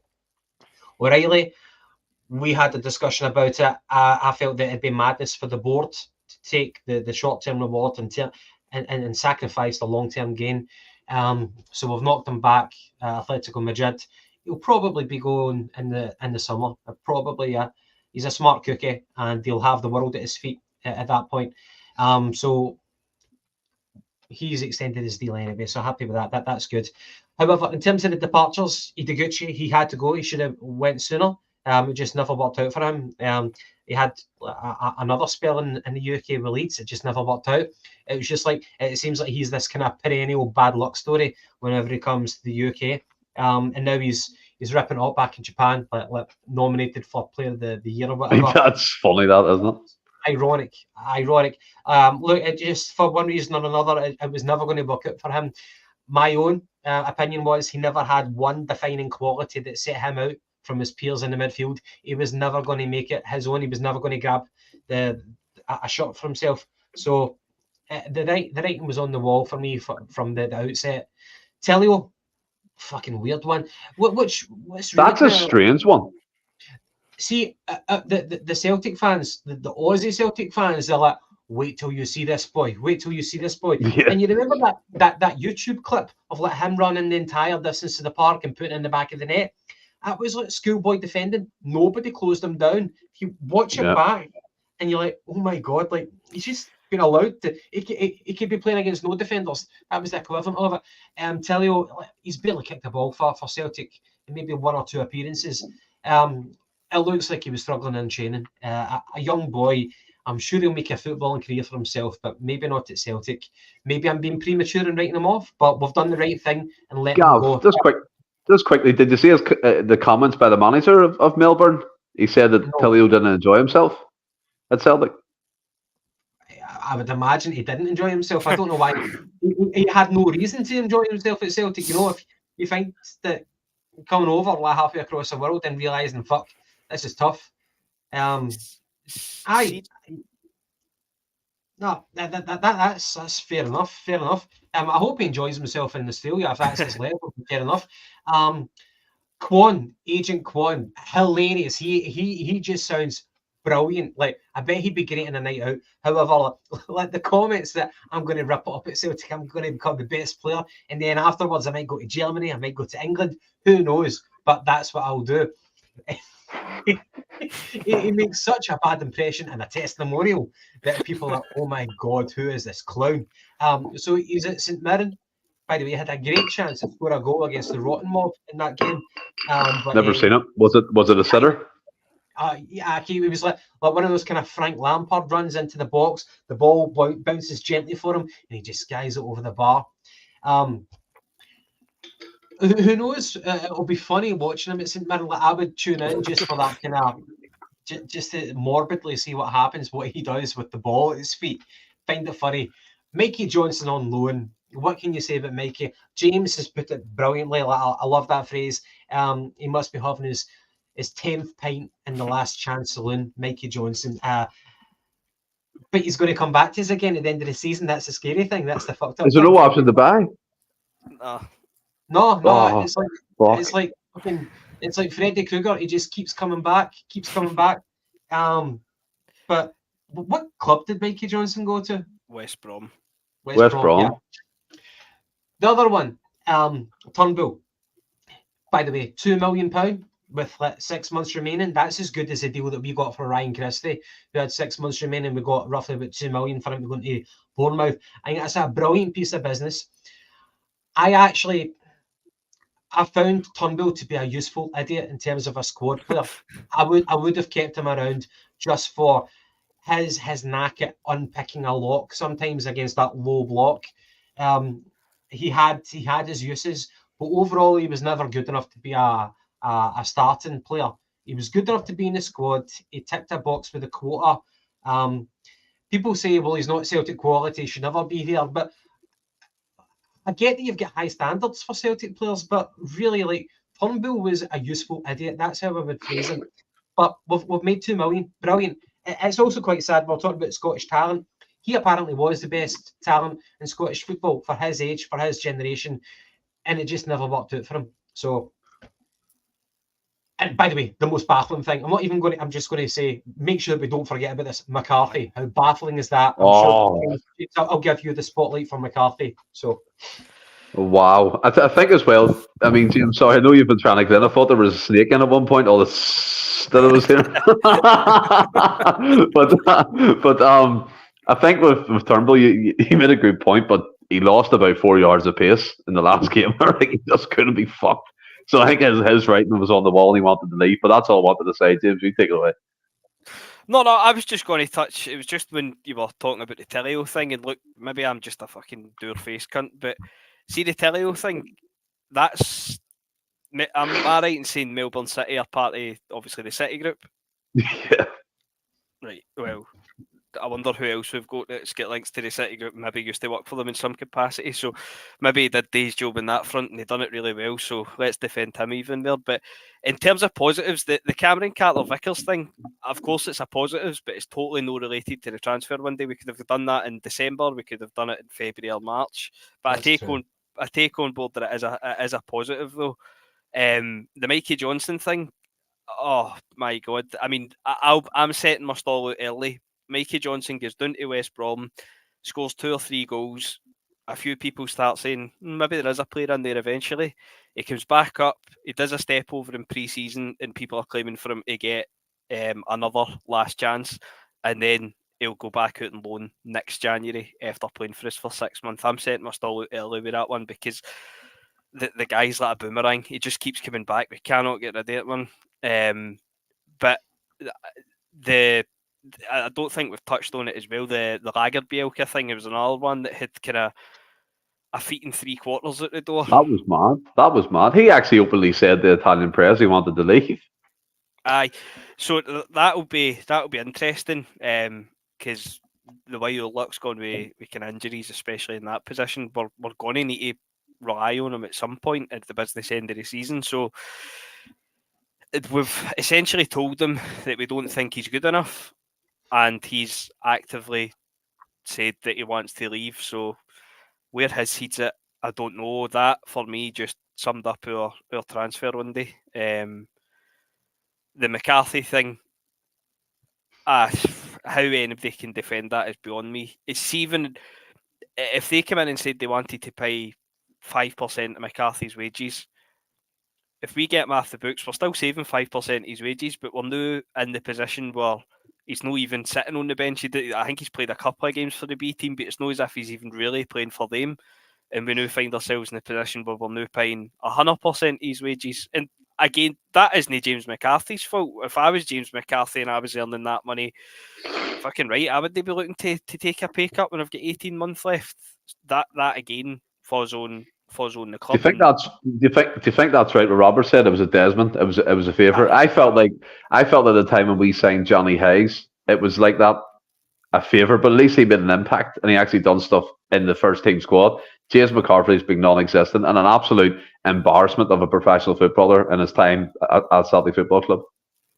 100%. Aye.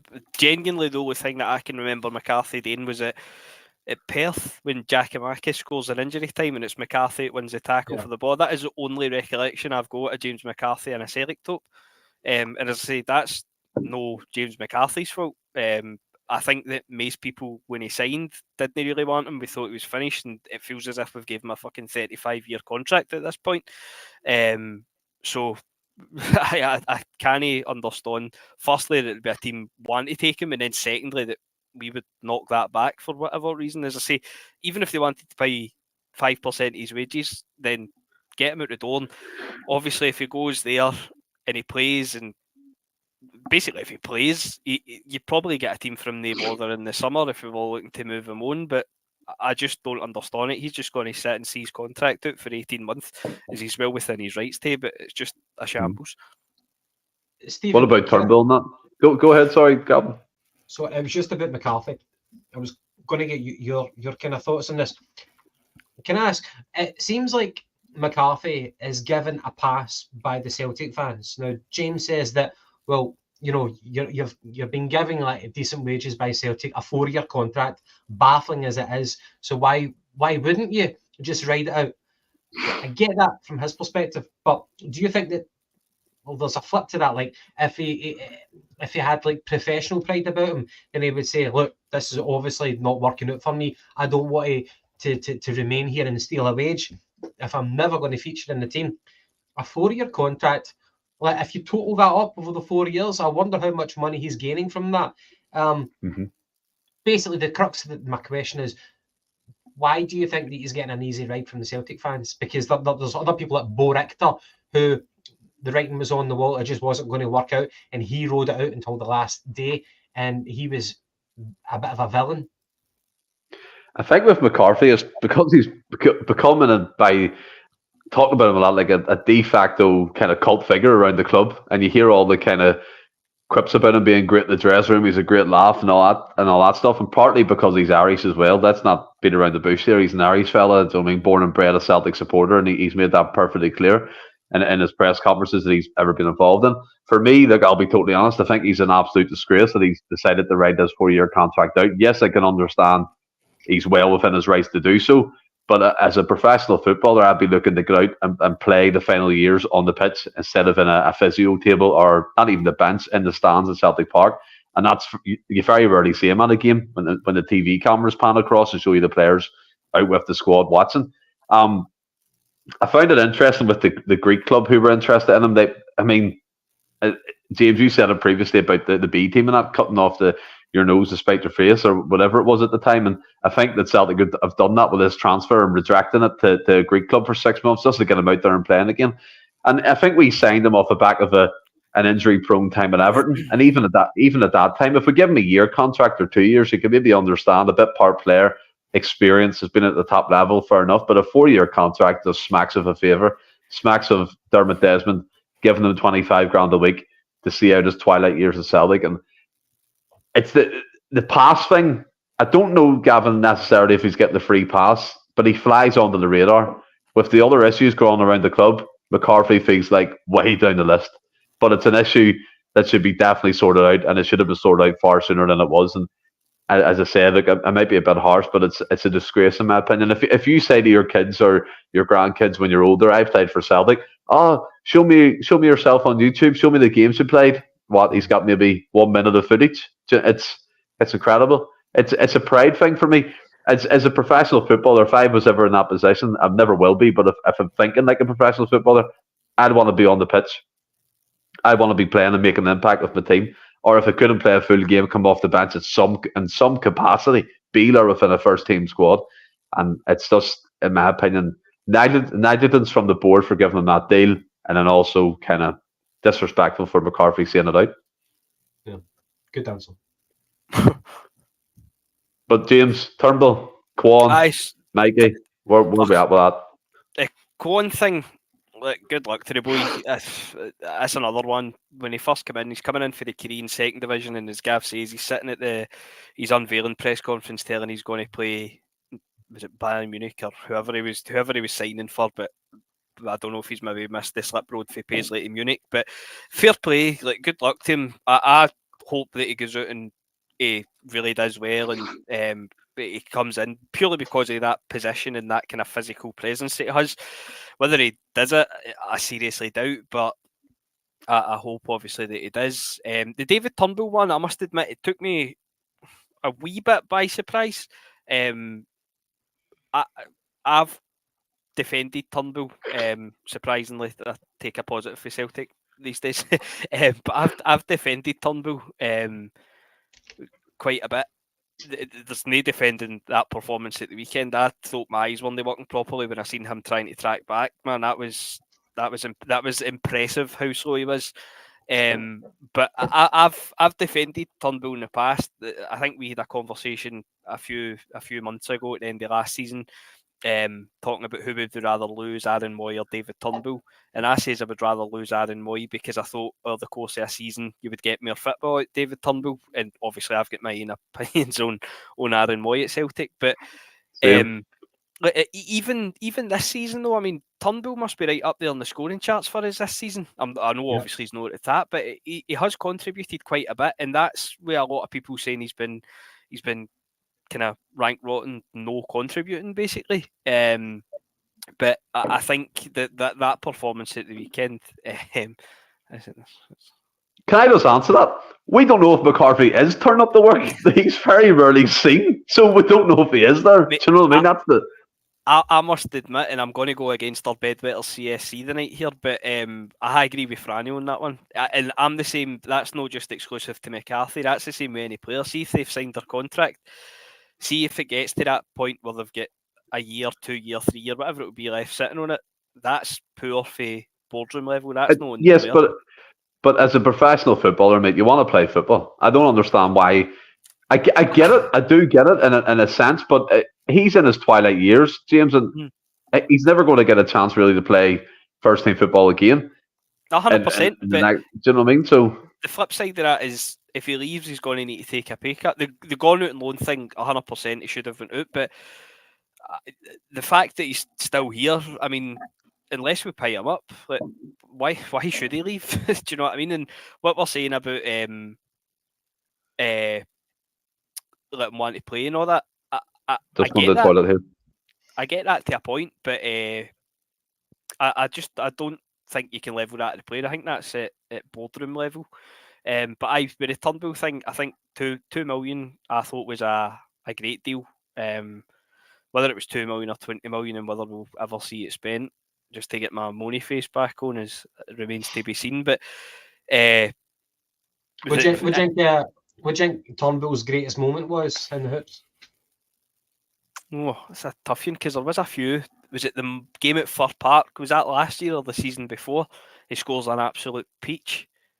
Yeah, and I think in that same season, do you remember we were playing against Dundee United away, and there was like a long ball, and do you think he meant it, where he kind of controls it, and it goes up over his head, and then he manages to kind of like get it in the spin, nudge it in over the line? That was a beautiful goal. If you saw it, Zidane doing that, or Dennis Bergkamp, he'd be standing up and applauding. He had a few. I mean, it's probably hard to think him scoring a bad goal, but I found it quite interesting as well. See, at the weekend, as much as obviously he's no here anymore, and you can argue whether or no that's the right decision and whether or no he was contributing. What I found quite interesting is at the weekend, the Bucky Thistle game a couple of weeks ago, Odin Thiago Holm got the nod and he started and he played relatively well. I know it's only Bucky Thistle, but he still played relatively well. And then you're getting into the weekend and Holm was on the bench, but it was Turnbull that got the nod ahead of him, and obviously Turnbull came on and started to play suit. So I don't know. I don't know if it was just. I mean, 2 million for a guy with 6 months left in his deal is probably too good to turn down. But it was a weird one how we got on ahead of Holm at the weekend. Strange. But we do have a game tomorrow, Gavin, and we're playing Aberdeen at Bataudry. Obviously, they've sacked Barry Robson. I think their front runner at the minute is Neil Lennon. And the vast majority of Aberdeen fans, quite surprisingly, would accept that. If anyone's seen the score predictor, I predicted it'll be 1 each, and I still stand by that. And look, it's for various reasons that we've probably talked about a lot tonight in terms of just the squad overall and the style of play and that. But Gavin, coming to yourself here, going up to Bataudry, we have in the past have good fortune up there with good games up there, quite competitive, has been to and fro. Obviously a bit of uncertainty with them as a club at the minute. I think they made the right choice, sacking Barry Robson with the tools he was given in the summer, recruitment to back them. Dave Cormack, to be fair, has always put his money where his mouth is in regards to Aberdeen. Any concerns going up there tomorrow to Bataudry for the lunchtime kickoff? not as much concerns as what you do. No. I think I said in the predictor that we would win maybe 2-1. Yeah. That actually might, on reflection. No, I think it potentially could be a comfortable win for us, despite the fact that up for us as fans, our chips are down. Ironic because going into that Ross County game, we actually felt worse after it than we did before, despite the fact that we picked up the 3 points. But I think on reflection, I'm getting more and more optimistic about tomorrow. I think we'll win, but I think it might be more comfortable than what we give ourselves credit for. Perhaps the second half, hopefully we've got breathing space going into the second half. I want to see us get that 2-goal lead as early as possible. Difficult it is to say that. But yeah, I think we're writing off our team right now because we're understandably pessimistic, but I think they'll do us proud tomorrow. McGranda comes in. Everyone was cock a hoop when Rodgers came back. Even the panel were behind him when Ange left the team. We're mostly injured, but I blame the board and totally on board with that one. Granda was spoken at length about that as well. In terms of the game tomorrow, James, you've joked about it. Burnaby at left back for Batodra Easter Road gives you the shivers. And look, people are telling me to stop Robert Davies, Stephen, stop. I've said one each. I have to stick to it. I can't back out of it. I can't. I've said it. I was raging last week after the Ross County game, and I think I just said it probably out of frustration. But it's on the score predictor, so I have to kind of stick with that one.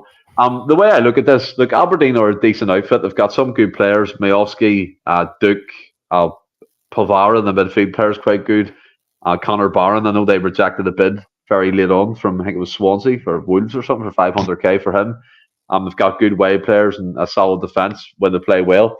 Janssen, for example, I think he's like a Finland international and stuff. So they've and Roos, I think he's one of the best goalkeepers in the SPL, probably edge and heart in my opinion. Patodri, Gavin's optimistic it's going to be comfortable. I think the opposite, and I think maybe sacking Robson was a masterstroke. The players for me will have a new lease of life, albeit under the same coaching staff, but I think they'll be more kind of enthusiastic, maybe trying things differently, maybe a different formation. We don't know this now because it's the unknowns. It could be the potential banana skin cliche, but how are you feeling about it? I've got concerns, but I think Stephen John? I think that kind of is where I'm at as well. I think it could be beneficial that we're away from him. It's no been great, obviously, at Parkhead the last couple of weeks. To be honest, I think our better performances this season, by and large, have been away from him, probably except for Aberdeen at Parkhead, funnily enough. But I went for 3-2, and I think I stand by 3-2. I think Majowski is absolutely nailed on to score. After obviously been linked to him for most of the summer, I think that's a dead cert. Did you see his goal? Did you see his goal that got chalked off against Hearts? It was a peach. That was an absolute peach. Oh, it was a cracker, mate. If you get a chance, watch it. It was incredible. I've not seen it, but I think he's a certainty to score. I know we were kidding on about the Burnaby thing, but we can't play Burnaby. Stick McCarthy at left back. Let McCarthy earn his wages this week. We cannot play Burnaby. James, see if Hatate was fit, I would play Hatate at left back. 100%. And I know we done that last year, and I've heard kind of people saying that we can't do that because you're taking away your best midfielder, and but it's would be needs must. But obviously it can't happen. I would not. Burnaby cannot play for me. It's got to be either Frame or Tony Ralston or just fucking go with 10. But Burnaby is as I said in the group chat, he's like a dog chasing a wasp, and it just the thought of it, just having to watch him again gives me the fear. But I've went 3-2, and I stand by that. But what do you think would be interesting would be to see the forward line that he goes with. Whether he goes. Well, give me your lineup prediction. What would you go with tomorrow? Hart, Johnson, Scales, Nawrocki, fucking Hoopy. I'd play Ralston. I'd play Ralston at left back. Bernardo, O'Reilly, McGregor. Forward line's a hard one. I don't think he'll play Idah for the start, so I think it will be Kyogo. But Abada, wasn't great last week, so will he play Kühn there, or Palmer arguably was even worse after the back of the 2 penalties? He probably deserves to be dropped alone. So I'll go Palmer, Kyogo, and Kühn start the game tomorrow. Yeah, I think that's fair enough. I mean, Kühn come in and do a job. Franny is asking me to tell you what my prediction for Burnaby was, and yes, I did say at the start of the season he'd be the first choice left back by Christmas. But look, for Celtic, things can change. And the reason why I said that was because I thought he was in the mould of a Rodgers fullback, getting up and down, energy, pace, finding space, getting to the byline, whipping in crosses. And his defensive work was suspect at the time, but I thought maybe Rodgers, as he always said, could develop players and coach them, and maybe Burnaby would do better than that. But I was totally wrong in that prediction. Greg Taylor is still the number one left back at Celtic Football Club. But Gavin, what's your lineup prediction for tomorrow with Pittodrie? Can I just ask on the back of that? Taylor had his best season last year, did he not? Under Ange. Mm-hmm. Why did you expect such a reversal in fortune for Taylor? Well, because he's not a good traditional fullback, and Rodgers played with traditional fullbacks with us the first time, with Tierney and Lustig and people of that ilk, and I think he's kind of compromised, and that Taylor still kind of continue that inverted role in a roundabout way within the team. I don't think that's necessarily his go-to. I think he wants a fullback that can do what Alistair Johnson does on the right-hand side, albeit Johnson hasn't been great, but he can get up and down, he can whip in a ball and get involved with playing the right-hand side. And that's why I thought Burnaby, Gavin, might be that guy, because what Taylor lacks, I think Burnaby has in terms of pace, getting to the byline, whipping in a ball, where Taylor, for me, is more effective being in the middle of the pitch and being intricate and playing the kind of through-the-needle passes and linking up play that way, which he was fantastic under Postecoglou that final year when he was there. That's the reason why. For me, Rodgers doesn't play him for the fullbacks. I know.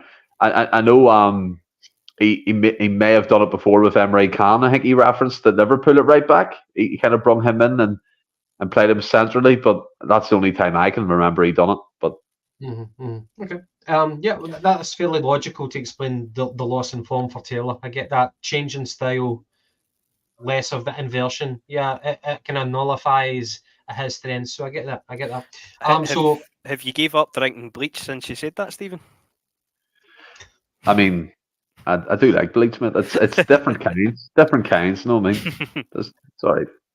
Sell it bang. Is that bleach? I don't know. Yeah, I think so. So my lineup prediction for tomorrow, Hart, Johnson, Nawrocki, Scales. I think that I would rather better the devil you know, and that's not even a good phrase, because who knows what Burnaby's going to do. I was going to compare that to Ralston. Ralston, you're bringing him in from the cold on his ill-favoured side. Maybe James is right. Maybe James is right that you'll get a 6 out of 10 for Ralston. 6 out of 10. He's got a better defensive brain than Burnaby. Maybe I should actually defer to James's suggestion for that one. I was going to say Burnaby. I think Rodgers will play Burnaby. That's who we'll see tomorrow. So I will take the easy answer for left back of what Rodgers will do. Midfield, it picks itself. O'Reilly, Bernardo, and Callum McGregor. And up front, well, that's a difficult one. Kyogo will be the centre forward. Kühn, yep. I think, has to start. Now, last week, I thought Abada was shite, okay? And we posted it in the group chat, this guy who did analytics of Abada not making the runs, not having a good first touch. Remember? Oh my God, the Twitter thread. Oh, it was insightful. It was insightful. And you're like Ange would do is not at that. So like making the right runs, the selfless runs, just to create space for your teammates to drive into. He wasn't doing that. He was kind of doing what Burnaby does. He's like, yeah, he doesn't know what he's doing. That's first goal. Gavin came from Burnaby, mate. The frustrating thing is this is Abada's third season with us, and he continually demonstrates a mediocre football brain. He annoys me because he's got pace to burn, but he gets stage fright. Whenever he's got a defender facing him, he gets stage fright. If he's got all the space in the world, he'll run into it and he'll look like a world beater. But you put a scarecrow in front of a Bada, then he'll check and play a sideways pass. Now, the other thing, which I think I was the only guy in the chat last week, I was raging with Palmer in that game at Ross County. Raging. So was I, mate. I said that he can't beat a man, and I was saying, well, we already know that he can't beat a man, and the only thing that he was good at for was set pieces, but then he fluffed 2 penalty kicks. His crossing is erratic. It's fucking erratic. He's been watching too much of Idah, but there's something there about Palmer, and somebody put it in the chat in the comments about an hour ago. If Idah plays with better players, or one reason or another, or if he's provoked to up his concentration levels, then we might see the true Palmer. Sorry, I don't know if I said a bad there. Talking about Palmer, I think Brendan Rodgers, if he really concentrates on Palmer, then he can eke out more of his potential. I think he's a naturally confident guy with the ball at his feet. He can, on his day, he looks very, very impressive, but he's got terrible pace. He's got the pace of a pensioner. Palmer? Palmer. He can barely go down the line. And he looked impressive in his first few games for Celtic because people are, he's an unknown quantity, I don't know what he's going to do. But then people realised, well, he's going to come inside. I'll just match him for pace in the inside, shoulder barge him, and then I'll get the ball. That happens so often. Palmer's very, very frustrating. So I don't know if I'm going to play Palmer tomorrow if it was up to me. I think Kühn would definitely play. If Idah was here, Idah would definitely get the shirt. I think Palmer needs some bench time. Palmer needs to rethink his life, his career, what he's doing. It's really, really frustrating me. Gavin, do you know, I appreciate that so much because I've been saying this since he signed. There's just something that's not right about him as a footballer, in my opinion. Do you know, I am not defending last weekend. That was a joke. I mean, with the penalties, the second one, either McGregor needs to pull rank and take the ball off him, or the second time, if he's adamant he's hitting it, just take the mentality, the mental side out of it, and just, even if you're putting a corner, just put your laces through it, hit it as hard as you can, and if the keeper saves it, it's a good save. Today, the same thing twice is madness. But do you think that overall we're quite heavily reliant on Palmer? I feel, for me, when I'm watching, it feels as if kind of 90% of your attacks go down Palmer's side, and he does cut in all the time. We know that, but I feel as if his deficiencies are only obviously kind of further highlighted through the kind of over reliance on him. And I think obviously his numbers, and look, I'm no one of the, his numbers are excellent, he should keep playing, that's not me, but I think that kind of backs up the over reliance on him when you compare it to whoever it is that's playing on the other side. But that being said, as I say, I can't defend him for last week. For me, there's something missing from Palmer to be that footballer. You're like, wow. Like, that. Go ahead, Jim. I think I said this before, and look, this probably isn't as much as a bad thing as other people will take, because I defended him probably more than I should have. But do you think he's like a slightly better version of Haksabanovic? Yeah. Slightly. I say, to be fair, if we give Haksabanovic a run the team, I think he'd probably produce round about the same numbers, if I'm honest. As I say, everybody else will take that as a bad thing. I quite liked Haksabanovic. I kind of defended him semi-regularly. And Stephen made the point, we were talking about Palmer a few weeks back, talking about his deficiencies. And Stephen, you made the point about maybe he'd be more suited to a central position. But I think as soon as you take up that central position, there's a bigger emphasis on physicality, athleticism, defending as a team. Yeah, and I totally agree with that. I don't think he can chip in that department. So he's stuck in that left wing, and he's going to have to think again. Yeah, it's just a strange one, and look, his numbers are great. It paints a different story when you look at the stats, doesn't it? But when you watch him do the eye test, you're like, yeah, there's something missing there. But look, fellas, We're going to do a quick quiz. We've been on 2 hours here, 4 minutes. And by the way, 75 still live. I think that's fantastic. Thanks, everyone who stuck with us and is still commenting. We're going to do a quick quiz between Galvin and James. It's 5 questions. First, the free, whatever, wins it. There's no prize. It's just pride. Are you ready? Yep. So Right. we need to be quick off the mark. Can you say the answer? We need to shout it out loud. Yeah. Right. Okay. Or I can come to these. Do you want me to come to these individually? Would you rather that? Yes, No, please. just Right, individually. Right, no worries. Gav will know more about the older things than me. Right. Question 1. Which club did Alan Shearer win the Premier League title with? I'll come to you, Gavin, first. Blackburn Rovers. Fuck's sake. Yeah, I could have James? took that one. Fuck, that's a tapper. I Blackburn. Right, so 1 each. Right. Question 2. Red Bull own a football club based in which Austrian city? Salzburg. James? Salzburg. Sorry, I'm jumping the gun. No, that's 2 each. By the way, we're going to do shouting out because it feels like James can piggyback off Gavin here a wee bit. That was easy. Right, okay. So it's I'm 2 just each then. surprised after a couple of weeks ago's Bucky fiasco that you didn't think Red Bull was a city. Wow. This is going to follow you, Steve. Question 3. Which player had 13 years between his 2 Champions League wins, 1995 and 2008? Karen Seedorf. No. Gavin, it's over to you. He won it in 95. And in 2008. Yeah. That's a good question, man. 95 and 2008. And he won it both as a player. Not as like a manager. As a player.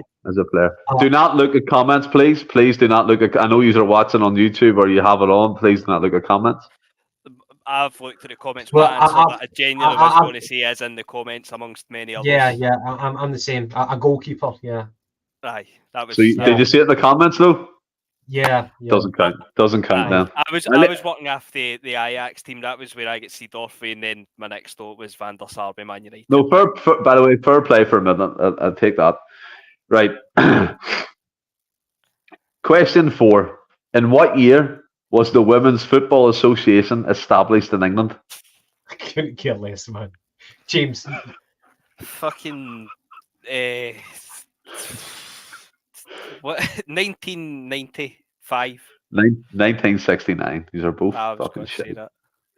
Right, just bear with me. Question 5. This could be the decider. There's 2 each here. Question 5. Right, let me see. I want to pick a hard one for you. Right, question 5. Which striker was the first to score more than 20 goals in the Premier League for 5 consecutive seasons? Sorry, Scotland or England? Scotland. No, England. Sorry. Right, repeat the question if you don't mind, please. Right, which striker was the first to score more than 20 goals in the Premier League for 5 consecutive seasons? In the Premier League? EPL. Andy Cole. No, over to you, James. Premier League. One between 2. Wayne Rooney. No, Thierry Henry. My next one was Aguero. No, Henry was the first to do that. Right, so this could be the decider here. Question 6. Reece James spent the 2019-20 season on loan at which club?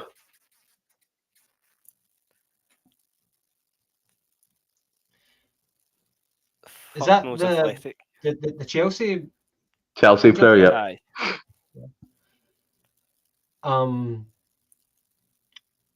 Preston? Oh, no. So I was going to say Preston, so no bother then. Can I Google it? And kid on, I haven't Googled it. Absolutely not. Bolton Wanderers. Wigan. Ah, fuck! I knew that. I did know that. We could be on for a while here. Stay on to next Friday. Oh, question 7. Which manager gave Gareth Southgate his England debut? Terry Venables. Boom. Did I get to say Done. Terry Venables and then equalise it then? No, absolutely not. First to shout out in that aspect. Gavin 1-3-2. But lads, that brings us to the end of the podcast. Have you enjoyed it? Very much so. By the way, that flew in. Really, really flew in. I was the same. I couldn't get away with that when you said it's been 2 hours. It's been good crack though. I do want to say again, with 70 live still, I think that's fantastic for us, and people are still commenting and getting involved in the chat. I think Monty went with Jerry Adams. I don't know where that would have fitted in. But yeah, I mean, to be fair, you can probably say Jerry Adams for a lot of things, but then he would deny it. So we don't know the full truth. So we never will. But I do want to say until Monday when we're back with a regular flagship podcast, and obviously don't miss the double pivot on a Wednesday. But Monday we'll be looking back at the Aberdeen game at Batodry, and hopefully it's not the one each, and it's the comfortable victory that Galvin's talking about. And until then, stay well and keep safe. Hail, hail.